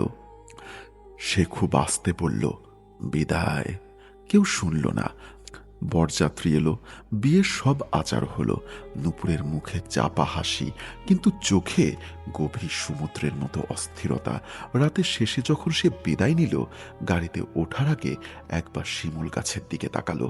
গাছ স্থির, কোনো আলো নেই, কোনো বাতাস নেই, তবু তার মনে হলো কেউ তাকিয়ে আছে দূর থেকে। গাড়ি চলতে শুরু করলো, গ্রাম পেছনে পড়তে লাগলো। ঠিক তখন দূরে, খুব দূরে, শিমুল গাছের মাথায় এক মুহূর্তের জন্য নীলচে ক্ষীণ আলো জ্বলে নিভে গেল। কেউ দেখেনি, শুধু নূপুর জানালার কাছে কপাল ঠেকিয়ে চোখ বন্ধ করল। তার ঠোঁট নড়ল, তুমি ভালো থেকো। আর সেই সঙ্গে বাতাসে খুব মৃদু এক ফিসফিসানি, তুমিও। আপা বলেছিল, সেদিন আলাদা হয়ে গেল তারা, কিন্তু শেষটা তখনও বাকি ছিল। কারণ ভালোবাসা দূরে গেলেই শেষ হয় না, কখনো কখনো তা অন্য রূপ নেয়। আপা বলেছিল, বিয়ের পর দিনগুলোই বুঝিয়েছে দূরে থাকা মানেই মুছে যাওয়া না। নূপুর নতুন বাড়িতে গেল। নতুন মানুষ, নতুন ঘর, নতুন উঠোন। তার স্বামী ভালো মানুষ, নরম স্বভাব, তাকে সম্মান করে। কিন্তু প্রথম রাতেই নূপুর টের পেল এই ঘরের বাতাস আলাদা। এখানে আতরের গন্ধ নেই, শিমুল গাছ নেই, সেই নীলচে আভা নেই। আছে কেবল সাধারণ মানুষের নিঃশ্বাস, চুলোর ধোঁয়া আর নতুন জীবনের গন্ধ। তবু মাঝরাতে তার ঘুম ভাঙল। জানালার ফাঁকা দিয়ে চাঁদের আলো ঢুকছে। সে অকারণে বুকের ভেতর হালকা ঠান্ডা অনুভব করল। সে খুব আস্তে বলল, তুমি আছো? কোনো উত্তর এলো না, কিন্তু দূরে কোথাও কুকুর ডেকে উঠল, যেন প্রতিধ্বনি। দিন কেটে যায়। নূপুর সংসার করতে শেখে, রান্না করে ঘর গুছোয়, শ্বশুরবাড়ির সবার মন যেতে। কিন্তু মাঝে মাঝে আয়নার সামনে দাঁড়িয়ে নিজের চোখে তাকালে সে খুঁজে বেড়ায় কিছু একটা। এক বিকালে সে একা ছাদে উঠেছিল। আকাশ মেঘলা, হঠাৎ বাতাসে খুব ক্ষীণ, প্রায় ভুলে যাওয়ার আতরের গন্ধ ভেসে এলো। সে থমকে দাঁড়ালো। তুমি? তার গলায় কাঁপন। ঠিক তখন পাশের বাড়ির নারিকেল গাছের মাথায় পাতাগুলো হালকা কেঁপে উঠল। বাতাস নেই, তবু কাঁপল। নূপুরের বুক ধরফর করতে লাগলো। সে চোখ বন্ধ করে বলল, আমি ভালো আছি। নীরবতা। তারপর খুব দূর থেকে খুব ক্ষীণ কণ্ঠে ভেসে এলো, জানি। সেই রাতেই নূপুর স্বপ্ন দেখল সে দাঁড়িয়ে আছে সেই পুরনো শিমুল গাছের নিচে। সামনে নীলচে অবয়ব, আগের যে ফিকে। সে বলছে না কিছু, শুধু দাঁড়িয়ে। নূপুর কাঁদতে কাঁদতে বলল, আমি তোকে ভুলে চাইনি। অবয়বটা মাথা নত করল, তোর সুখ চাই। স্বরটা বাতাসে মিশে গেল। নূপুর ঘুম ভেঙে উঠে বসে দেখল চোখ ভেজা। জানালার বাহিরে সাধারণ রাত, কোনো আলো নেই। দিন যায়। নূপুর ধীরে ধীরে নিজের জীবনে ঢুকে পড়ে। কিন্তু কিছু কিছু মুহূর্তে সে টের পায় কেউ যেন দূর থেকে খেয়াল রাখছে। একবার সে অসুস্থ হয়ে পড়েছিল, হালকা জ্বর, দুর্বলতা। মাঝরাতে তার কপালে হালকা ঠান্ডা স্পর্শের মতো অনুভূতি হলো। সে চোখ খুলে কিছু দেখল না, কিন্তু বুকের ভেতর শান্তি নেমে এলো। পরদিন তার জ্বর কমে গেল। সে আয়নায় তাকিয়ে খুব আস্তে বলল, ধন্যবাদ। কিন্তু এই গল্প দূরে থাকার না। এক পূর্ণিমা রাতে, বিয়ের কয়েক মাস পর, নূপুর একা ছাদে দাঁড়িয়েছিল। চাঁদের আলোয় তার মুখ শান্ত। হঠাৎ বাতাসে সেই পুরনো আতরের গন্ধ ঘন হলো। সে জানতো সে এসেছে। এবার অবয়ব দেখা গেল না, কিন্তু উপস্থিতি ছিল। নূপুর খুব আস্তে বলল, আরে শোনা, আমি এখন অন্য জীবনে। নীরবতা। তারপর বাতাসে ভেসে এলো একটুকু স্বর, কষ্ট ভরা কিন্তু শান্ত। আমি দূরে থাকব যতক্ষণ তুই সুখে থাকিস। নূপুরের চোখ বেয়ে জল গড়িয়ে পড়ল। সে বলল, তুই কষ্ট পাস না। বাতাস থেমে গেল। আতরের গন্ধ ধীরে ধীরে মিলিয়ে গেল। সেই রাতের পর থেকে আর কোনো নীলাভা দেখা যায়নি। আর কোনো টোকা, কোনো ছায়া, কোনো কুয়াশা নয়। শুধু মাঝে মাঝে খুব বিরলভাবে হালকা আতরের গন্ধ, যেন দূরের স্মৃতি। আপা বলেছিল এই প্রেমের শেষটা ছিল বিদায়ের মধ্যে। কেউ কাউকে কষ্ট দিতে চায়নি, জোরও ছিল না, ছিল ত্যাগ। নূপুর আজও সেই কথা কাউকে বলে না। তার সংসার আছে, সন্তান আছে, হাসি আছে। কিন্তু পূর্ণিমার রাতে কখনো কখনো সে আকাশের দিকে তাকিয়ে খুব আস্তে বলে, তুমি ভালো আছো তো? আর বাতাস যদি হালকা কেঁপে ওঠে, সে বুঝে নেয় উত্তর এসেছে। সবাই ভাবল গল্প শেষ, বিয়ে হয়ে গেছে, নতুন সংসার, পুরনো ছায়া মিলে গেছে। কিন্তু কিছু প্রেম শেষ হয়ে যায় না, শুধু রূপ বদলায়। নূপুরের সংসার জীবন ধীরে ধীরে গুছিয়ে উঠল। স্বামী তাকে খুব সম্মান করে, কথা শুনে হাসায়। তবু মাঝে মধ্যে নূপুরের বুকের ভেতর হালকা শূন্যতা জমে, দুঃখের না, বরং স্মৃতির। সে কখনো কাউকে বলেনি তার অতীতের কথা। শুধু পূর্ণিমার রাতে ছাদে গিয়ে দাঁড়ায়, আকাশ দেখে। একদিন গভীর রাতে হঠাৎ ঝড় উঠল, বজ্রপাত, বাতাস, বৃষ্টি। নূপুর জানালার পাশে দাঁড়িয়েছিল। ঝড়ের ভেতর সে খুব অদ্ভুত কিছু টের পেল। বাতাসের ঠান্ডা আর পরিচিত আতরের গন্ধ একসাথে মিশেছে। সে ফিসফিস করে বলল, তুমি? ঠিক তখন বিদ্যুতের আলোয় এক মুহূর্তের জন্য দূরের গাছের পাশে নীলচে আভা দেখা গেল, খুব ক্ষীণ, খুব দূরে নুপুরের বুক কেঁপে উঠল। সে চোখ বন্ধ করে বলল, কেন এলে? ঝড়ের শব্দের ভেতর খুব নিচু স্বর ভেসে এলো, তোর বিপদ। নুপুর কেঁপে উঠল। ঠিক তখনই রান্নাঘরের দিকে একটা ধপ শব্দ। গ্যাসের চুলায় আগুন হঠাৎ ছড়িয়ে উঠেছে। সে দৌড়ে গিয়ে দেখে আগুন বড় হতে যাচ্ছিল, কিন্তু অদ্ভুতভাবে হাওয়া উল্টো দিকে বইল। আগুনটা নিজে থেকেই নিভে গেল। স্বামী দৌড়ে এসে অবাক হয়ে তাকালো। কিভাবে? নুপুর চুপ করে রইল। তার বুকের ভেতর শুধু একটাই কথা, সে দূরে থাকলেও খেয়াল রাখে। এরপর থেকে নুপুর বুঝল সে আর কাছে আসে না, কিন্তু নজর রাখে। কোনো ক্ষতি করে না, বরং রক্ষা করে। একদিন স্বামী অসুস্থ হলো, জ্বর কমছে না। ডাক্তার দেখানো হলো, ঔষধ চলছে। রাতে নুপুর স্বামীর পাশে বসে কাঁদছিল। হঠাৎ বাতাসে সেই হালকা আতরের গন্ধ। সে খুব আস্তে বলল, ওকে ভালো করে দাও। কিছুক্ষণ পর স্বামীর কপালের জ্বর ধীরে ধীরে কমে এলো। ভোরে সে ঘাম ভেঙে সুস্থ হলো। নুপুর জানালার দিকে তাকিয়ে খুব আস্তে বলল, ধন্যবাদ। কিন্তু এই রক্ষা চিরকাল থাকে না, সময় বদলায়। নুপুর মা হলো, তার কোলে ছোট্ট মেয়ে। সে যখন মেয়েকে ঘুম পাড়ায়, মাঝে মাঝে মনে হয় কেউ দূর থেকে দেখছে, কিন্তু সেই দৃষ্টিতে ভয় নেই, আছে আশীর্বাদ। পূর্ণিমার রাতে সে একবার শিশুকে কোলে নিয়ে ছাদে দাঁড়ালো। বাতাসে হালকা শীতলতা, আতরের গন্ধ ক্ষীণ। সে বলল, আমি সুখে আছি, তুমি এখন দূরে যাও।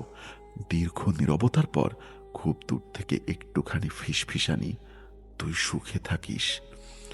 সেই রাতের পর আর কোনো গন্ধ, কোনো আভা, কোনো ছায়া ফিরে আসেনি।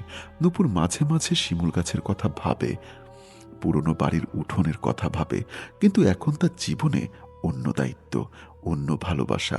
আপা শেষ কথাটা বলেছিল খুব ধীরে। জিনটা খারাপ ছিল না, সে মানুষ না, কিন্তু মানুষের চেয়েও কম না। সে ভালোবাসতে জানত, আর ছাড়তেও জানত। তাই এই গল্প ভয় না, ত্যাগের গল্প। দূরে থাকা মানেই শেষ না, কখনো কখনো সেটা সবচেয়ে বড় ভালোবাসা। এই ছিল নূপুরের গল্প, একটা মেয়ের, একটা অদৃশ্য ভালোবাসার, আর এক জিনের, যে মানুষ না হয়েও মানুষের চেয়ে বেশি ভালোবাসতে জানত। সব জিন খারাপ না, সব অদৃশ্য ছায়া অশুভ না। কিছু কিছু ছায়া শুধু পাশে থাকে, ছোঁয় না, দখল চায় না, শুধু ভালোবাসে। নূপুর তাকে বেছে নেয়নি, ভাগ্য তাদের মুখোমুখি দাঁড় করিয়েছিল, কিন্তু শেষ পর্যন্ত জোর করেনি কেউই। সে দূরে সরে গেছে, কারণ ভালোবাসা যদি সত্যি হয় তাহলে অধিকার নয়, ত্যাগ শেখায়। আজও হয়তো কোনো পূর্ণিমা রাতে, কোনো শিমুল গাছের নিচে, কোনো অদৃশ্য দৃষ্টি কারো সুখ দেখে চুপচাপ হাসে। ভয় না, সব গল্প ভয় দিয়ে শেষ হয় না, কিছু গল্প নীরব হয়ে যায়। তো এই ছিল আমাদের আজকের একটি দুর্দান্ত ঘটনা। ঘটনাটি আমার কাছে ভীষণ ভালো লেগেছে। আপনার কাছে কেমন লেগেছে অবশ্যই জানাবেন। ভালোবাসা শুধু মানুষ মানুষেই হয় না, কিছু ভালোবাসা আছে যেগুলো কাছে পেতেই হবে এমন না, দূরে থেকেও তার মধ্যে শ্রদ্ধা, ভালোবাসা, মায়া সবই দেখানো যায়। প্রকৃত ভালোবাসা সেটাই, যে ভালোবাসার মধ্যে থাকে শ্রদ্ধা, ভালোবাসা। তো বন্ধুরা, গল্পটি সত্যি অসাধারণ ছিল। আমি প্রত্যেকটা লাইন চেষ্টা করেছি মানে খুব অনুভূতি দিয়ে পড়ার, কারণ আম, গল্পটা আমার কাছে খুব ভালো লাগছিল যতক্ষণ আমি পড়ছিলাম। আমার কাছে মনে হচ্ছিল যে এই গল্পটাতে আসলেও শেষে কি তাদের প্রেমটা পরিপূর্ণ হবে। কেন মনে হচ্ছিল আমি একটু বলি। নর্মালি মানুষের ভালোবাসায় যেটা হয়, যে একজন তার ভালোবাসার মানুষটিকে না পেলে দেখা যায় যে তার প্রতি একটা প্রতিশোধ নেওয়ার প্রবণতা থাকে, যে আমি তাকে পাইনি, আমি প্রতিশোধ নিব, বা আমি তাকে কখনো সুখে থাকতে দিব না। আবার দেখা যায় যে বিয়ের পর আবার মানে আমি আরেকটা জিনিস ভাবছিলাম যে আচ্ছা, এমন কি হবে যে যখন বিয়ে হয়ে যাচ্ছে তখন আমাদের গল্পের যে মেয়েটা, ও সুইসাইড করলো। দেখা গেল মেয়েটা সুইসাইড করলো, তারপর এই অদৃশ্য সত্তাটাও আ মারা গেল। মানে আমি পড়বার সময় বিভিন্ন চিন্তাভাবনা আমার মধ্যে কাজ করছিল। তো শেষে যে ঘটনাটা এভাবে দাঁড়াবে আমি আসলে চিন্তাও করতে পারিনি।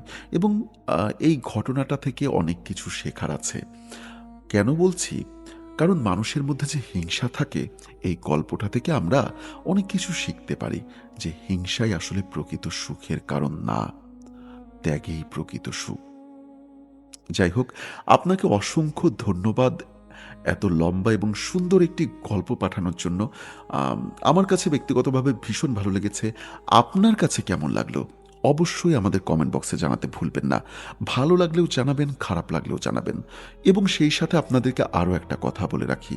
আপনার জীবনে যদি এরকম ভয়ংকর বা রহস্যময় কোনো ঘটনা ঘটে থাকে, অথবা আপনার জানা কোনো মানুষের কাছে যদি এমন কোনো ঘটনা ঘটে থাকে, আপনি কিন্তু সেই ঘটনা কালেক্ট করে বা আপনার ঘটনা আপনি আমাদেরকে পাঠাতে পারেন।